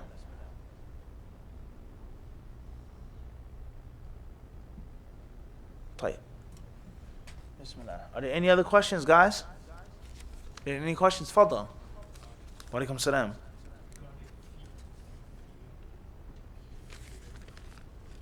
Clear. What's the ruling on a woman coming to the masjid and she's on her monthly cycle, her monthly period? Is it permissible? What is the ruling on that, etc.? Khairan inshallah. Most of the fuqaha of Islam, not all of them, but most of them hold the view that a woman is not allowed to come into the masjid while she's menstruating. Some of them may say even if she comes in and passes by, but she cannot sit down and she cannot stay therein. That's the view of most of the traditional madhahib. And there's another view that says that a mincing woman is allowed to enter the masjid and she's allowed to sit in the masjid and benefit from classes and dhikr. Both parties have their proofs and evidences. Both parties have their proofs and evidences. From the most authentic of the proofs and evidences of the first party is the narration which the Prophet ﷺ would make i'tikaf. And he would place his head outside of the window or the door of the masjid, and Aisha radiallahu anha would comb his hair, or she would give him something or hand him something, and she would just, like the sister just did with the question. She didn't want to come in front of the camera, in front of the brother, so she just tossed it. Clear? The Prophet ﷺ, he said, "Inna haydataki laysat fi yadiki." He says, your menstruation is not in your hand. Your menstruation is not in your hand. Meaning, these scholars, they say, that Aisha knew and Aisha understood that if she was menstruating, she was not to come into the masjid. And she only gave him her what? Her hand. So this is one proof that they use. And obviously this hadith is an authentic hadith, collected in the Sahihain. Another proof that they use, which is also authentic, collected in the Sahih, is the narration of Omata, in which the Prophet ﷺ, or she says, Umirna, she says, on the day of Eid, we were commanded for everyone to go to the Eid. Everyone should go to the Eid. Hatta al-huyyad. He says, even a mincing woman or menstruating women. فَأَمَّا الْحُيَّضُ فَيَعْتَزِلْنَ الْمُصَلَّى. As far as menstruating women, then they would stay away from the musalla. And they would sit, listen to the dhikr, listen to the khutbah, make dua with the Muslims. So they say this proves that the menstruating woman is not to be on the musalla. These are authentic hadiths in which they use. Is it correct, the usage, وَجْعَ الْإِسْتِدْلَالِ بِهَذَيْنِ الْحَدِيثَيْنِ الصَّحِيحَيْنِ? That's not the point. The point is this proofs that they use are authentic. And then they have other hadiths that they use which definitely are not authentic. Whether the ulama differ over them, or whether it's something which is generally agreed upon and it's not authentic. Such as the hadith in which the Prophet ﷺ is quoted to have said in Sunnah Abi Dawud, إِنِّي لَا أُحِلُّ الْمَسْجِدَ. I do not allow the masjid to be for a ha'id or a junub. Hadith is not authentic. Okay, and there are other proofs and evidences that they use. As far as the other narrations, or the other side, the other scholars, then the proofs and evidences that they use, which are authentic, first and foremost is al-bara'atu al-asliyah. Al-bara'atu al-asliyah. They say that there's no specific proof which is authentic to state otherwise. وَأَنَّ الْمَسَاجِدَ لِلَّهِ. Masjids are for Allah. Go to the masjid, be in the masjid. وَرَجُلٌ قَلْبُهُ مُعَلَّقٌ فِي الْمَسَاجِد. The virtue of being in the masjids. And that it's not haram for a woman to come to the masjid until it is authentically, clearly proven otherwise. As far as the textual evidences that they use, then is the authentic hadith in the Sahih of Aisha regarding the slave girl. كَانَ لَهَا خِبَاءٌ فِي الْمَسْجِدِ. She would have a tent in the masjid. And she would go to Aisha, and she would tell Aisha how she became a Muslim and how she became a believer. And how she was a servant, a slave, and she was accused of stealing. You know this hadith? It was a piece of jewelry. And they accused her of stealing. And they accused her so horribly of stealing. It says, فَتَّشُوا قُبَلَهَا. They accused her of placing the jewelry inside of her private part. They called her a thief. And they looked inside of her and say, is the jewelry inside you? And we all know what happened, that the bird had the jewelry and it dropped it. She didn't steal when she wasn't a thief. Well-known narration. Al-Muhim is that she was in the masjid. And she had a tent in the masjid. And they say, what are the chances of a woman being in the masjid, living, sleeping, and not having a what? Menstruation. Very unlikely. And the Prophet ﷺ allowed her to stay in the what? In the masjid. Clear on this? And there are other proofs and evidences that they use. So it's khilaf among the ulama of Islam with regards to can a menstruating woman come or not come. I think a very important point in 2019 is standards of hygiene are very, very different. Back in the day, hygiene, Muslims always had hygiene, alhamdulillah. Muslims were always advanced. They were above the rest in hygiene. When other non-Muslims, whether in Europe or other parts of the world, lived very, very, very, very dirty. What they drank, what they ate, what they slept upon, how they lived, very, very disgusting. And the Muslims had siwak and ghusl and wudu. Some historians say that Tariq ibn Ziyad was the one who brought ghusl to Western Europe. That's an interesting fact. How long ago did the Muslims have ghusl before Tariq ibn Ziyad? They said he was the one who brought it to them, the concept of a regular ghusl, let alone the toothstick, dental health, etc. Al-Muhim is that some of the ulama, they say that if a woman wants to come into the masjid and listen to a class or a lecture, her iman is low, and she's menstruating, some of them would say that she has to make sure that there's nothing which will stain or soil the masjid. Nothing which will stain or soil the masjid, i.e., in those days, certain things of hygiene were not how they are now. A woman, she leaves her house, she gets in a car, she can play sports, and she's menstruating. And you'll never ever know because of standards of hygiene are different. Products are nothing like how they used to be back then. So therefore, that fear of a woman coming into the masjid and leaving some type of impure blood, blood of menstruation is najis. That's totally outdated. Everyone understand? That's totally what? Outdated. A woman can come into the masjid and she can be cleaner than a woman who isn't menstruating. So that's not even a factor anymore. Everyone understand the point I'm trying to get to? Al-Muhim, in brief, I would say that if a sister wants to come into the class and benefit and learn and be among the sisters, then she should do so. And there's no sin upon her in that. And Allah surely knows best. Question says, should you as a new student of the Quran balance learning both the Quran and the sciences of Hadith? What the prerequisites to be your student? Tayyib. It depends on the student. It depends on how far you want to go. You wish to take it to a high level, you want to be dedicated, you want to be committed, you want to be serious, then there's a systematic way of you studying.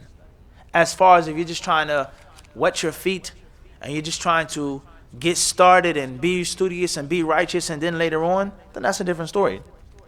So if you're trying to be a talibul ilm, bima'na al-kalima, a disciple, you're trying to study and learn systematically, then start off with the Arabic language. Start off with memorizing the Quran. Start off with perfecting your recitation of the Quran. Learn how to read the Quran, which is more important than memorizing it. Tasheehul qira'ah, learning how to read it properly, which makes it easy for you to memorize it. You can memorize it by yourself if you can read it properly. That's the first step. Then you learn Arabic.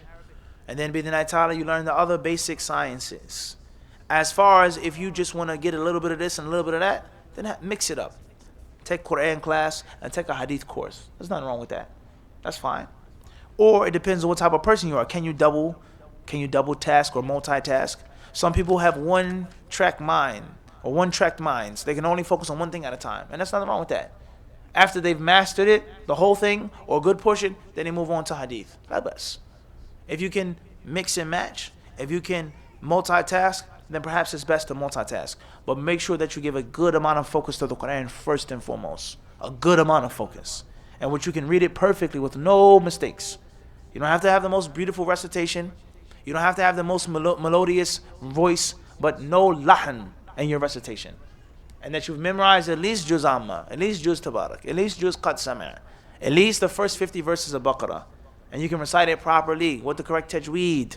And then there's nothing wrong with learning 40 hadith while you memorize the Quran at the same time. La bas. And if you just want to focus on just the Quran until you finish it, then alhamdulillah, that's good. But the Quran is something which is always going to be more. There's always more to study from the Quran. You can study for 20, 30 years and you'll still be learning every day. Deeper tafsir, different qira'at, different stories. Al-ijaz al-ilmi, al-tafsir al-mawdu'i, la tantahi. La tantahi. Alright? So it depends on you and on your level. As far as what are the requirements for being my student, then bi'idhnillahi ta'ala, if you're sitting in the class now, inshallah, you're from my students. Bi'idhnillahi ta'ala. And of course, there are different levels of students, yes. Do I have personal students? For sure. Students that I actually teach and study with and debate with? For sure.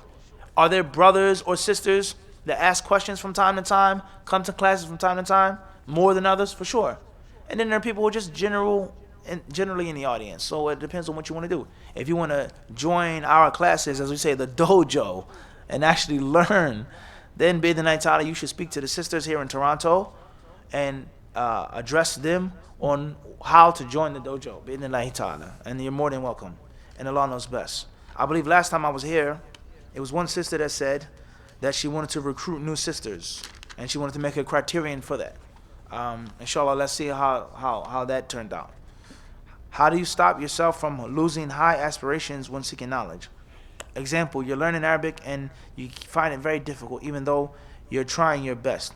How do you push away that feeling of wanting to give up? Barakallahu feek. Something that we all suffer from, starting with myself firstly, all of us do. Seek help with Allah subhanahu wa ta'ala. Ista'in billah. Wala ta'jaz. The Prophet says, seek Allah's help and don't make yourself weak. Don't give up. Don't quit. Nothing good comes easily. Nothing good comes for free. You have to work. And don't be in a rush.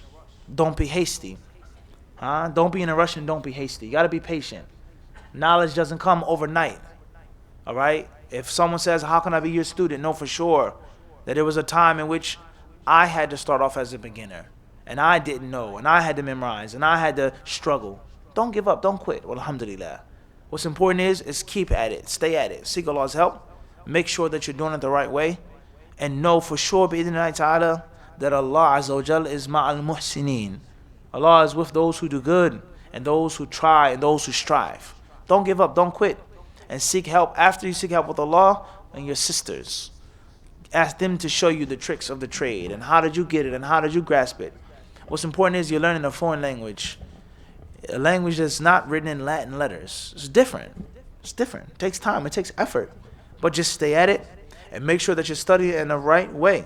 In the easy, simplified way. Take baby steps, bi'idhnillahi ta'ala, and gradually spin your wheel to gain momentum. And Allah surely knows best. Assalamu alaikum, Sheikh. Do you have any tips on how to love knowledge?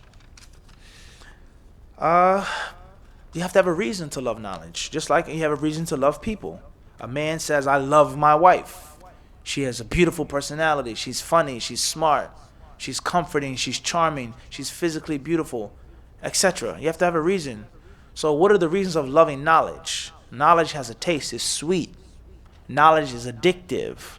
Knowledge is a companion. When you have no friends, when you're somewhere, it's snowing outside, it's raining at night, you're locked up in jail, the book is anisuk. That's your friend that keeps you company. And you can never get bored and never get tired with a good book. Whatever that book may be, a novel, a dictionary, a book of hadith, whatever that book may be. Books don't cheat. Books don't trade on you. Books don't forsake you. Humans do. Humans do. You may love your husband and then he cheats on you. You may love your wife and she wakes up one day and she says, I don't feel like I love you the same anymore. Out of the middle of nowhere. This is proven in history. Literally. You're just, I don't love you anymore. After 10, 20 years. I'm like, what do you mean? She says, I don't feel the same anymore. But books never do that. Books are always there for you. They always keep you company. Let alone the fact that books are means of you getting to know who Allah is and getting to Jannah. As Ibn Qayyim rahimahullah ta'ala says, أَطْيَبُ مَا فِي هَذِهِ الدُّنْيَا. He says the most sweet thing, the sweetest thing in this worldly life is knowing Allah and loving Him. Knowing Him by His names and attributes and loving Him. So knowledge, you have to get acquainted to what knowledge is and what it does for you. And get involved in it. And inshallah ta'ala, as the Prophet says, لَا تُحْصِي فَيُحْصِي اللَّهُ عَلَيْكَ. He says, don't count and keep track of everything unless you want Allah to do that with you. Just give, just spin, read, study, and get lost in it. Give yourself up to knowledge. Lose all restrictions. You have restrictions when you get married, or you have restrictions when you get remarried. Or people that don't get married, boyfriend and girlfriend, just says, I was hurt. I don't want to give my heart up again. I don't want to open up my heart again because I was heartbroken last time. You can't do that with knowledge. Bismillah. Open up everything. Give yourself to knowledge. And inshallah, fall in love with it. And Allah Azza wa Jalla, He will bless you and reward you for that. That's what I would say. And with Allah is all success. Assalamu alaikum. Is it really hard to find a spouse? It's really hard to find a spouse. If a brother, something, I feel we're really compatible. It's a brother I know, I think. I feel we're really compatible. Proposes to me and lets me know that he occasionally misses a prayer and is working on it. Is that something that is something to pursue with the intention of, inshallah, being able to help him? Jazakallah. Wa alaikum assalam wa rahmatullahi wa barakatuh. It depends on the sister. If you are a sister who make witr and tahajjud and duha and ishraq and Sunnah and ratiba, and you're in the masjid and you do tafeed with children and you're volunteering and so on and so forth, then of course you can't marry a brother like this. It's no way. It's no way possible you can even think about marrying a brother like that, period. You have to make your selection among a pool of selected brothers because you're on a higher level. You're making duha and tahajjud and witr every single night, and he's struggling with a salawat al-khams. You're wasting your time. As far as if you yourself are struggling with salawat al-khams, or you make the salawat al-khams, you're righteous and pious, but you're not on that high level, and he's a good brother, he's compatible, inshallah, he's a good, honest person, he's trying, maybe. It's possible, mumkin. Okay, just because a person has a mistake, missing salah is a mistake, doesn't mean he's a bad person. He may have a really good heart. He may have beautiful akhlaq. He may have a good paying job. He may be handsome. He may be a good husband for you, but he has some shortcomings. Maybe. As far as brothers who make all 5 prayers and make tahajjud and witr, they may be evildoers. Waliyadhu. There's some brothers that come into the masjid, they pray in jama'ah, and they're evildoers. It's known that they're evildoers. They live a second life, a third life. Or they may be abusive to women, or very disrespectful to their parents. It's very possible. So look at the brother as a whole, look at his character as a whole, and be upfront and be honest with him. Are you really working on it? What's so hard? What's so difficult? What's stopping you from making your prayers all of the time? I can't be with a brother who's like this and like that. And see what he says. As far as if you're already on a high level, then I wouldn't advise you to go down and compromise your standards, unless it's very, very difficult and you feel like you're getting older and older and older. So it depends on the situation. And with Allah is all success. Are there any other questions, brothers, before we stop? Fadal.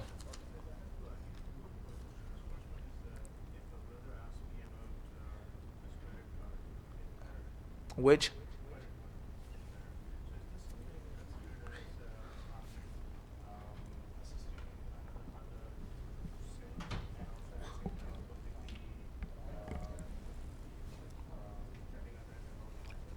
Tayyib. Question says, with regards to a credit card, and someone asking me about which credit card is best, can I tell him?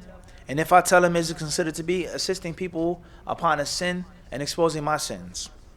It depends on what you believe about credit cards. If you feel that credit cards are haram, then of course don't tell him anything. And don't explain anything if you have a credit card of your own sins. If you feel that credit cards are not haram, or some of them are haram and others are, or credit cards are haram but oftentimes they're a necessity, not all of the time, but oftentimes, or sometimes there's a necessity to have a credit card, then that's one thing.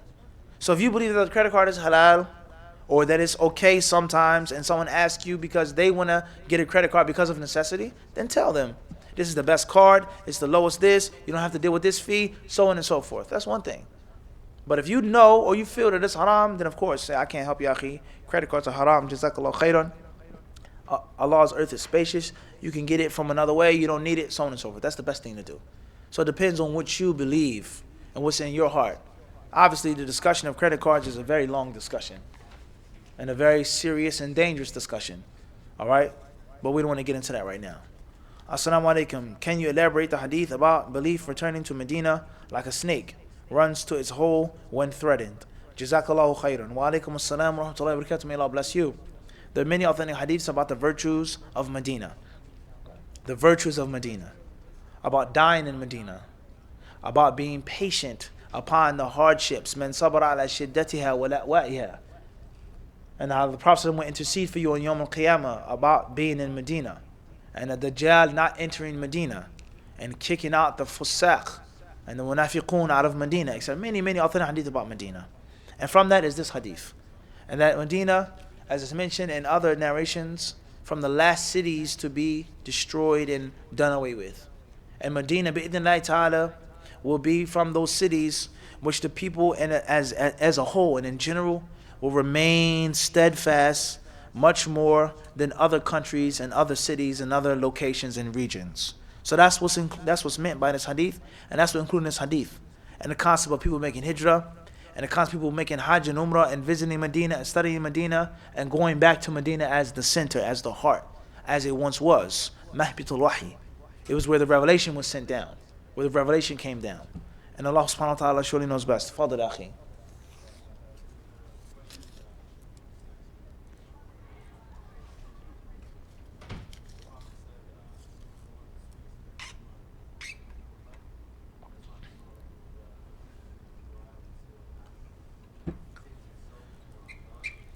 طيب.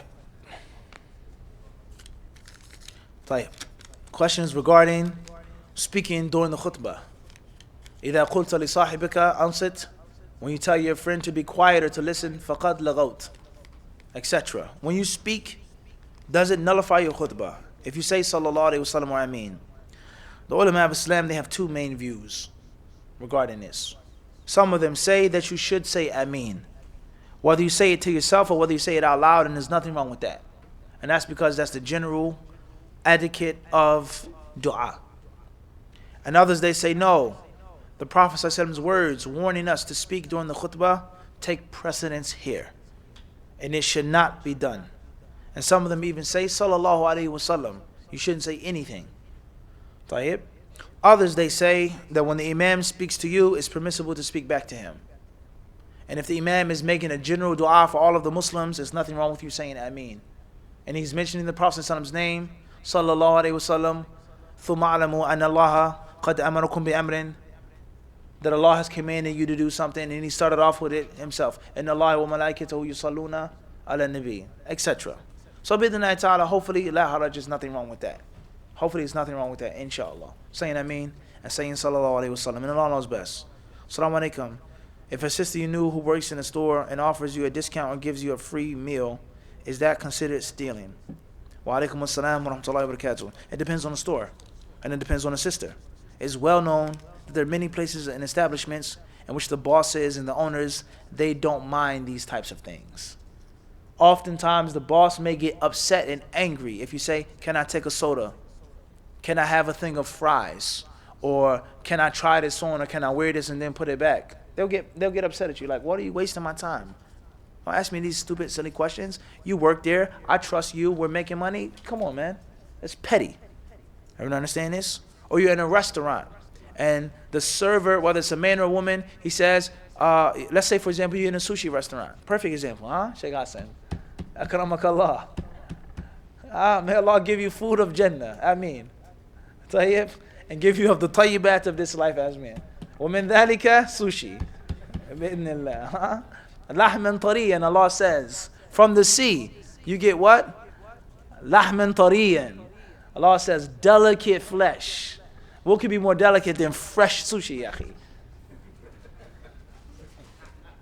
A T-bone steak at Sahan is not what?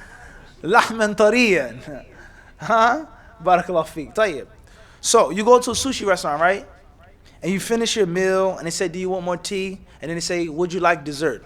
We have green tea ice cream, red bean ice cream, etc. And you say, no, it's okay. No, thank you. I'm fine. Tell you. And then the waitress or the waiter, they come back, and they give you the oranges with the toothpicks and the pineapple slices. And they say, it's free. Or they bring you a scoop of green tea ice cream and say, what? It's on the house. Who mandated that? The owner of the restaurant, the one with the inventory, it's the waiter, the waitress, they're giving you free ice cream. Is that stealing? No. It's not necessarily stealing. And that's because it's something which is already known and accepted. He's a good customer, they gave a good tip, they said they enjoyed the food, give them some ice cream. Bring back the customers.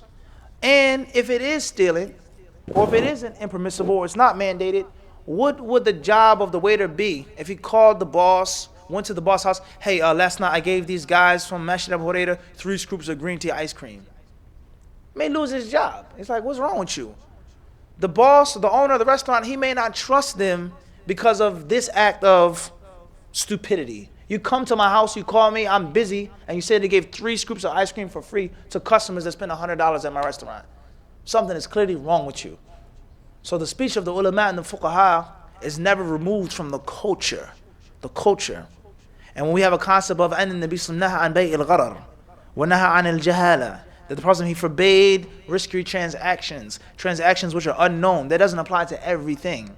If you have a phone bill, you pay for unlimited service, unlimited data. أليس فيه غرر ولا لا؟ أليس فيه جهالة? Is it known or unknown how much you're going to talk in text? Known or unknown? Without a question. You may use 50 gigs, you may use 2 gigs, but you pay a flat rate. You go to an all-you-can-eat restaurant. You pay $10.99 and eat as much as you want to eat. The restaurant is not losing money. They have made it, they have planned it in order for people to eat as much as they want, and they still make a profit. So all jahala is not necessarily haram, especially al-jahalatul yasira. Everyone understand this? So someone gives you something, your friend, they help you out, it's not necessarily always haram. But not all restaurants are like that. Some restaurants it may be illegal, and the owner doesn't want you to give out a free soda or an extra scoop of ice cream. But in most cases, in most establishments, they're not really going to what? It's not a big deal. It's not a what? It's not a big deal. Everyone understand this? Let alone the fact that the concept of giving someone a tip. Someone says it's haram to give a tip. Tip is cheating. A tip is favoritism, etc. You can't necessarily say that. It's not always like that. So you have to look at the culture in which you're in, what they're giving you. If you go to a store, I don't know if they have in Canada, like Macy's, and your friend works in Macy's and they give you a free pocketbook or free suitcase, go ahead, it's on me. That's a problem, because that's not a scoop of ice cream anymore. Everyone understand? That's a problem. They say, here, take this watch, take this jewelry, take this expensive cologne. That's not what? It's not the same anymore. It's a big difference. That's a what? It's a big difference. But someone says, I'll give you a discount. I'll take some of the price off. That's well known. They do it all of the time. The shoes cost $200, and the lady, she scans it, and I'll take it down $130. It's not necessarily stealing. And don't forget that they're making their money at the end of the day was ziyada. They're making their money in much, much, much more. All right? So it's a balance in these issues. And Allah surely knows best. Let alone the food that's wasted at the end of the day and thrown out. Or when products are returned to Walmart, it's illegal to take them out of the trash. I know people who work there and have friends who work there in New York City. Anything which is returned to Walmart, if it's brand new in the box, they throw it in the trash. It could be a 100-inch retina TV. It's in the trash. And anyone who takes this stuff out of the trash goes to court. He's in jail. He's locked up. You understand this? You're talking about a conglomerate, a corporation. And Allah knows best. Assalamu alaikum. What is the ruling on praying 2 rak'ah after Asr and the means of Tawbah? Is it permissible? Scholars differ on that with regards to praying after Asr before Maghrib. And bi'idhnillahi ta'ala, if it's something which is a necessity and it's something which is necessary, there's nothing wrong with doing it. Because it's Salah, that's sabab. It's a specific prayer. And it's not just you making a nafl al-mutlaq or tatawu al-mutlaq. Inshallah, hopefully there's nothing wrong with that. And if you wait until after Maghrib, perhaps that's best. But last but not least is when a person wishes to make Tawbah, 2 rak'ah of Tawbah, Tawbah isn't restricted to 2 rak'ah. If you've made a sin, you can make repentance to Allah without making 2 rak'ah. But of course, based off of that narration in Sunnah Abi Dawood, that's going to be better. And Allah knows best. Khalas? Fadl.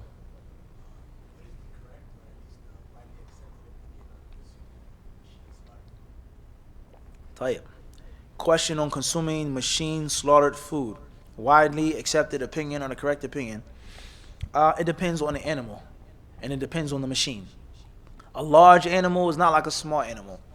Some of the modern day fuqaha and modern day researchers, al-bahithin, they say that a cow or camel, a bull, is not like a chicken or turkey. The volume of meat, the volume of blood, how long it takes for the signal from the brain, etc. So there's a difference first and foremost in the animal. So a cow or a bull or a camel, a large goat and ram, let's exclude all those animals. Let's just deal with chickens now. Chickens and maybe even turkeys. Let's just say chickens. Number 1. Number 2 is, what's the machine? Is the machine a razor sharp blade that's quickly ran across the throat of the chicken? Maybe. Electrocution, hitting them in the head, stunning them, then cutting them? No.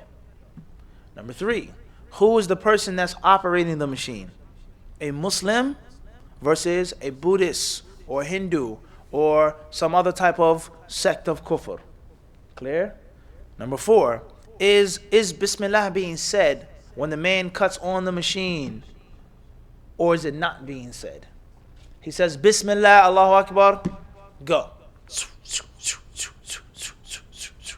It's not like someone who just cuts on the machine. Number 5, is Bismillah being said and repeated for each and every single chicken? Or is it just being mentioned in the beginning? So with these conditions that I've just explained to you, some of the ulama and some modern day researchers, they say it is permissible to eat chickens that are slaughtered like this, and it's mass means of slaughtering with those conditions. Clear? And if those conditions are not fulfilled, then there is meta. It's a dead chicken, which is unlawful to eat. And Allah knows best. Tafadhal.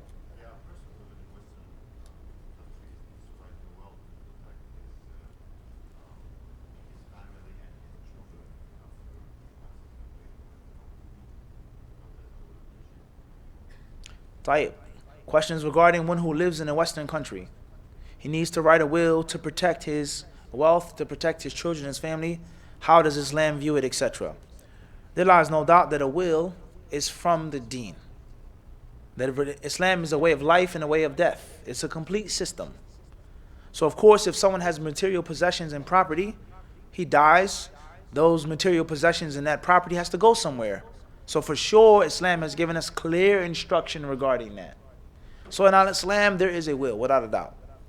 But before we go that far, many people, they make a mistake and they confuse a will with inheritance. In Islam, there are two different entities. Western secular countries or Eastern secular countries, there may be just one entity. So in Islam, there is a way of writing a will. There's a way. And there is a ruling on writing the will. The will should be written even before you're old and sick. You should write your will. And from time to time, you should periodically renew it and update it. I just bought a new house. I just bought a new car. I just bought a new this. I just bought a new investment. I just got new land, new property. You should update your will. And your will should be, or there should be people that are witnesses. There's an etiquette of writing the will. But the will is a bit different from inheritance. Whereas there are people in Islam which are not allowed to inherit from you. They are not allowed to get anything from your estate. And that person could be a blood relative. That person could be your wife. You may be married to a non-Muslim woman, a Christian woman. If she's not a Muslim, there's a ruling. But a will is a bit different. You could write a will for someone other than a Muslim. Or another difference is how much money the person can get. In Canada or America, I leave all of my money for my dog. My dog gets everything. This is a true story. Just a little while back in Manhattan, there was a woman who left millions of dollars for her dog. And he's the legal heir of all of that money. Or you may leave money for someone who's a stranger. Or you may leave money and property for someone who is normally an heir, but you give them more. In Islam, inheritance is limited. If you have a wife, she can't take more than this or less than that. So there are similarities and parallels, and there are differences with regards to will versus what? Inheritance. It's two different things now. But when we die, there is no Islamic court. There is no qadi in which he himself takes the wealth. Next case. No. The money is there. And if no one has a will, where does it go? Or I wrote everything for my wife or divorce, etc. So this is a clash. Al-Muhim, we don't have time right now to discuss this in detail. What's important is that write down your possessions, write down your property, and you yourself, bi'idhnillahi ta'ala, make the qasman tarikat. You split it off. I have one wife, 3 children, 2 boys, 2 girls, my grandmother's alive, my uncle, etc. If you can't do it by yourself, then there are many people who do it. A service. You can go online. There is an inheritance generator. Put in your family members, their ages, the gender and the sex, and they can give you what should go to what. This woman, she receives 1/4 of your wealth. And this person gets half. And this person gets kada and kada. Everyone understand this? So do you yourself do the inheritance yourself in your will. But the problem is, it's not like the Sharia, in which is going to be absolutely enforced property. The Sharia is based off of whatever is left after the will is split up with or without the person's consent.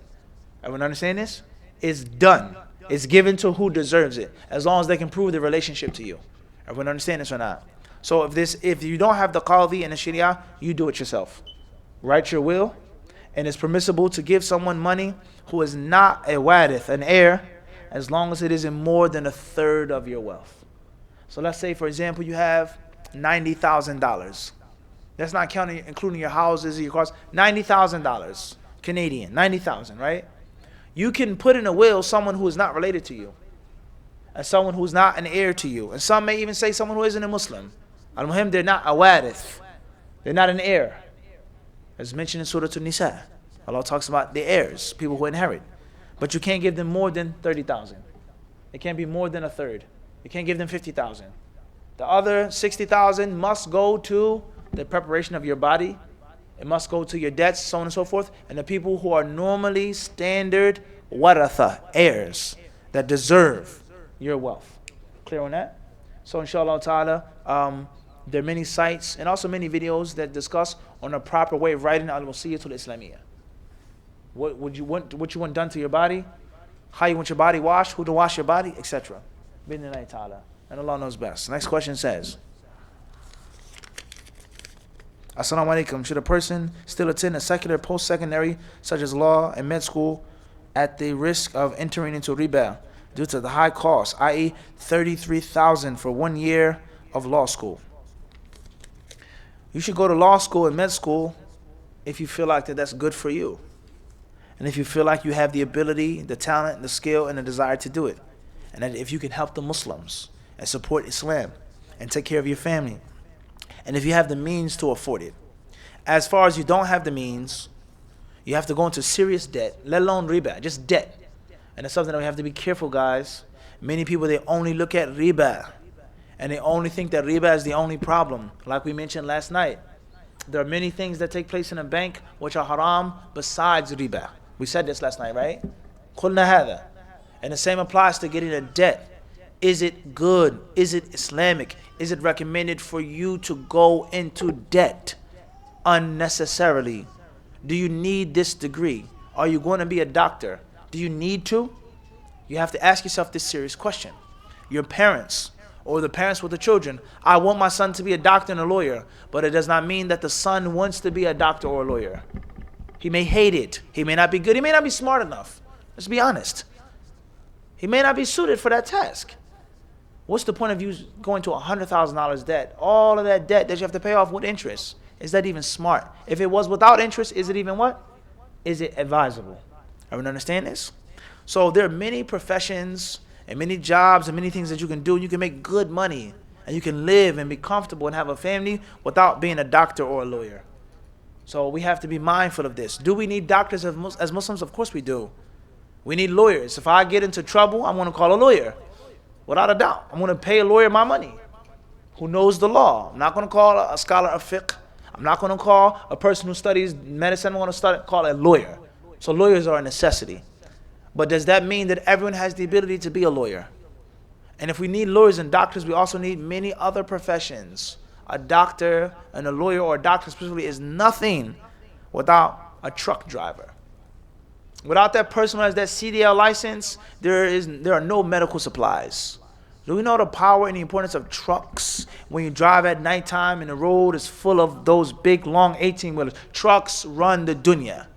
Not planes, not boats, but what? Trucks. Trucks make sure that the produce is fresh in the morning. Trucks bring the emergency, the blood. Trucks, they give things, they transport things. Trucks are very important. So every Muslim can't be a doctor or a lawyer. Let alone the fact that the doctor and the lawyer is of no use without the what? The truck driver. So there's some people, some Muslims who need to be truck drivers. And you can make good money.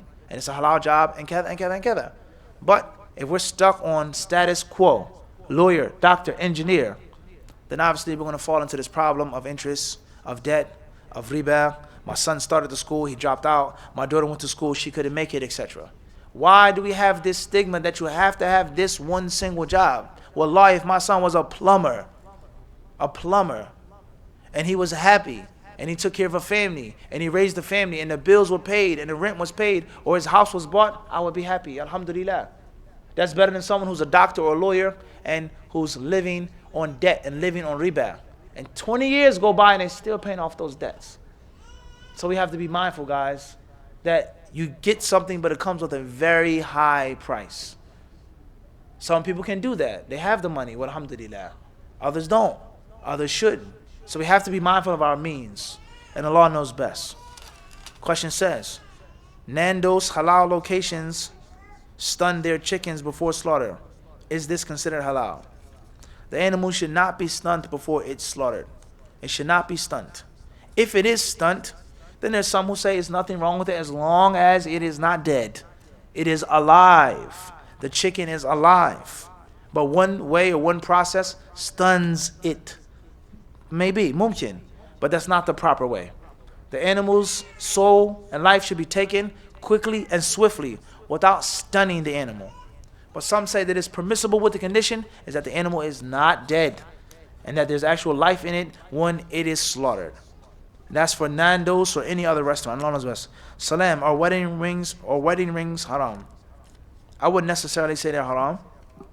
You can buy a wife a ring, or you can, if a man, let's say for example, let's say that a woman gave a man a ring as a gift because they got married, and the ring is silver. It's not gold. It's not white gold. It's silver. And he wears it on his pinky or his ring finger. Tayyib. As far as a wedding band, specific ring with a specific aqidah and tradition and culture, then that's a different story.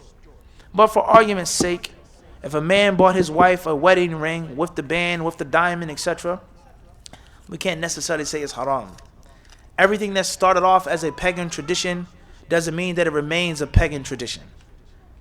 Everything that started off by the mushriks of Rome and Greece doesn't mean that it's haram today. And this is culturally accepted. The man buys the two pieces, it's white gold, it's diamond, etc. Can't say that's haram necessarily. And some may say that it's haram because it's based off of superstition. And Allah knows best. Assalamu alaikum. A sister I know is struggling with the deen and is always questioning the Quran, Allah's wisdom. How should I go about this? Talk to her. Sit down with her. Be honest with her. Be upfront with her. Talk to her as a concerned sister and get her to trust you and tell me what's wrong. How can I help you? If I don't know, we can go to the Masjid. We can go online. But do not allow the doubts to fester. Do not allow the doubts to linger in your head. Do not allow the things to snowball. Deal with it. Discuss it. And there's nothing wrong with getting sick. But it's something wrong with you allowing the sickness to fester. Everyone can get sick. Everyone can get injured. Anyone can get an infection or a sickness or a disease. But not going to the doctor, not treating it, not curing it, not fighting it, now something's wrong. It's not your fault that you got this illness, but it is your specialist. So help out the sister, talk to the sister, let her know that you're not trying to judge her, and just discuss it with her. And if you can answer the question, alhamdulillah, you do that. And if you can't, take her to someone who can remove those doubts and explain to her the things that she's going through and the problems that she has regarding Allah's wisdom in the Quran. And Allah knows best. Salam, if I missed Fajr, Dhuhr and Asr but prayed Maghrib and will pray Isha, inshallah, can I pray the ones I missed? It's best to make up the prayers in order. It's best to make the prayers up in order. It's not necessarily obligatory all of the time, but it's best. So that's what you should do. So if you already made Maghrib and Isha, go back to the Dhuhr and the Asr. And Allah Azza wa Jalla surely knows best. Khair, inshallah, if there are no more questions, we'll stop. Fadl.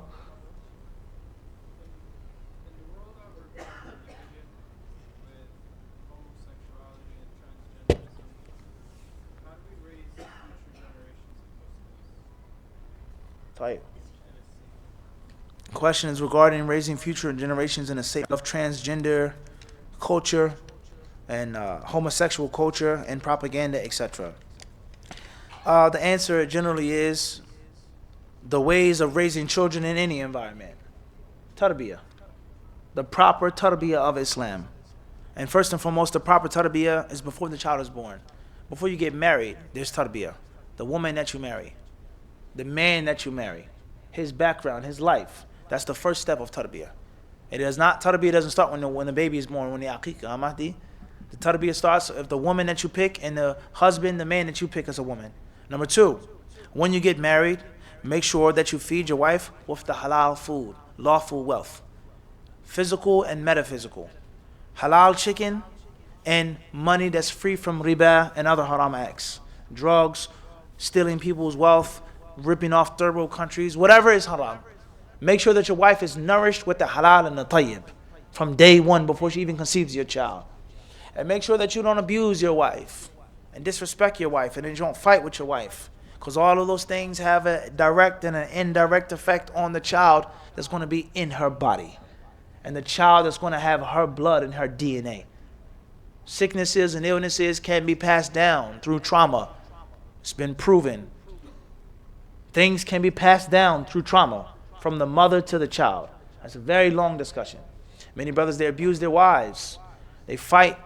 They have major problems. And then she gives birth to a child, and the child comes out crooked or too much of this or too little of that. They don't want to be a Muslim. I'm a homosexual. I'm really a lesbian. Oftentimes the problem behind that is the suffering that the woman had to go through because you beat her up and because you cursed her and because you did this when she was pregnant. There's no question about that. When it's time to conceive the child, i.e. when you go to your wife intimately, make the dua of the Prophet ﷺ for Allah to protect you from shaitan and for Allah to keep shaitan from the rizq that he will give you. Make this dua. How many brothers make this dua every time you sleep with your wife? Make that prophetic supplication. Once a woman is pregnant, make more dua. I want to eat the halal foods. Don't fight your wife. Don't beat up your wife. Do not get into arguments with your wife. Allow your wife to listen to the Quran and always have the Quran playing. Teach your wife and educate her more so when she has the child, she can educate the child. Once the child is born, give the child a good, strong Islamic name. A good, strong, and symbolic name, not a generic name, a name that's meaningful. And teach them about that name and what it means and what it stands up for and what it represents. And educate the child, feed the child with the halal, don't abuse the child, teach the child the Quran, teach the child bravery, courage, dignity, respect, cleanliness, etc.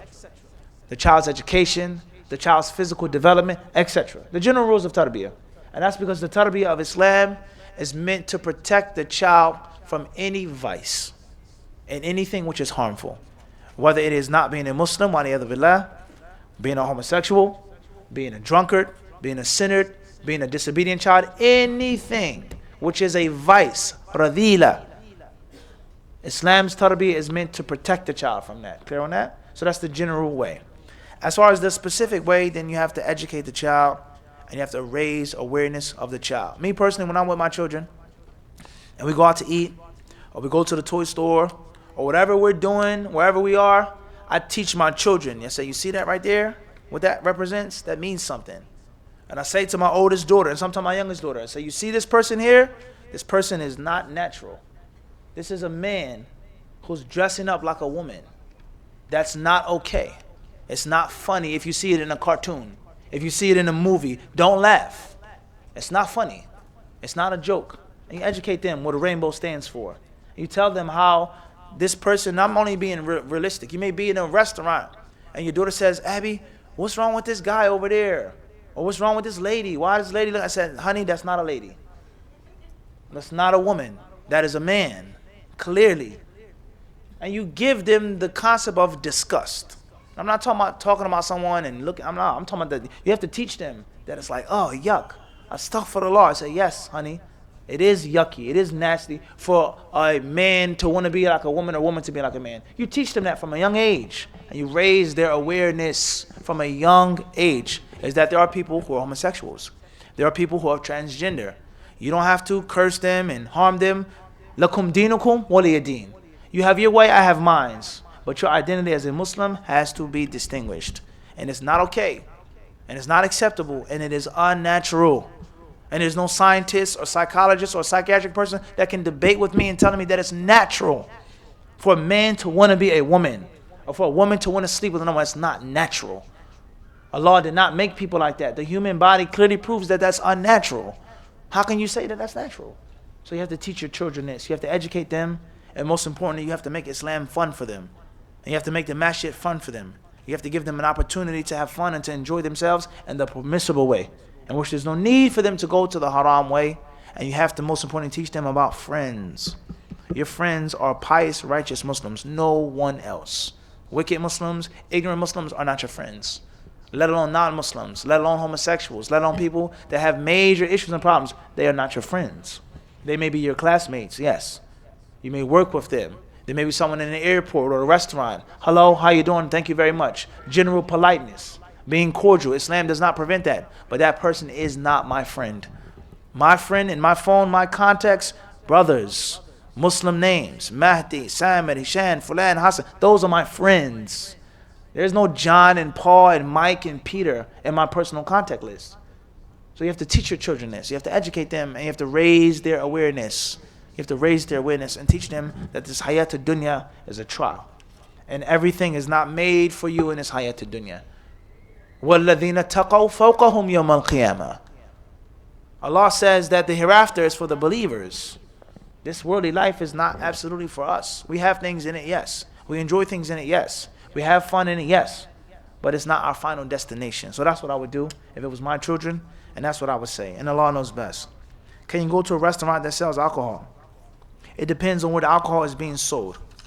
If there is a bar mixed with the restaurant, then that's clearly problematic. If the bar is at a place and the restaurant is at a place, it's separated, different story. Or people may sell alcohol, but the alcohol is not on your table, it's not near you. Mumkin, perhaps. Al-Muhim is that the ma'idah, the table spread, has no alcohol. We can't be sitting on one table and there's a bottle of champagne or red wine or white wine. No. But they're over there drinking alcohol. We're totally far from them. We're not drinking alcohol. Maybe. Or it's a restaurant and a bar. This is the bar section in which you can have pizza and drinks. And this is the restaurant section in which they just sell pizza. And Allah knows best. Khalas, inshallah. Jazakallah khairan. Wa sallallahu wa sallam wa barak ala abdi wa rasuli wa nabiyana. I'm so sorry. Inshallah, tomorrow or after Isha. Bidnillah.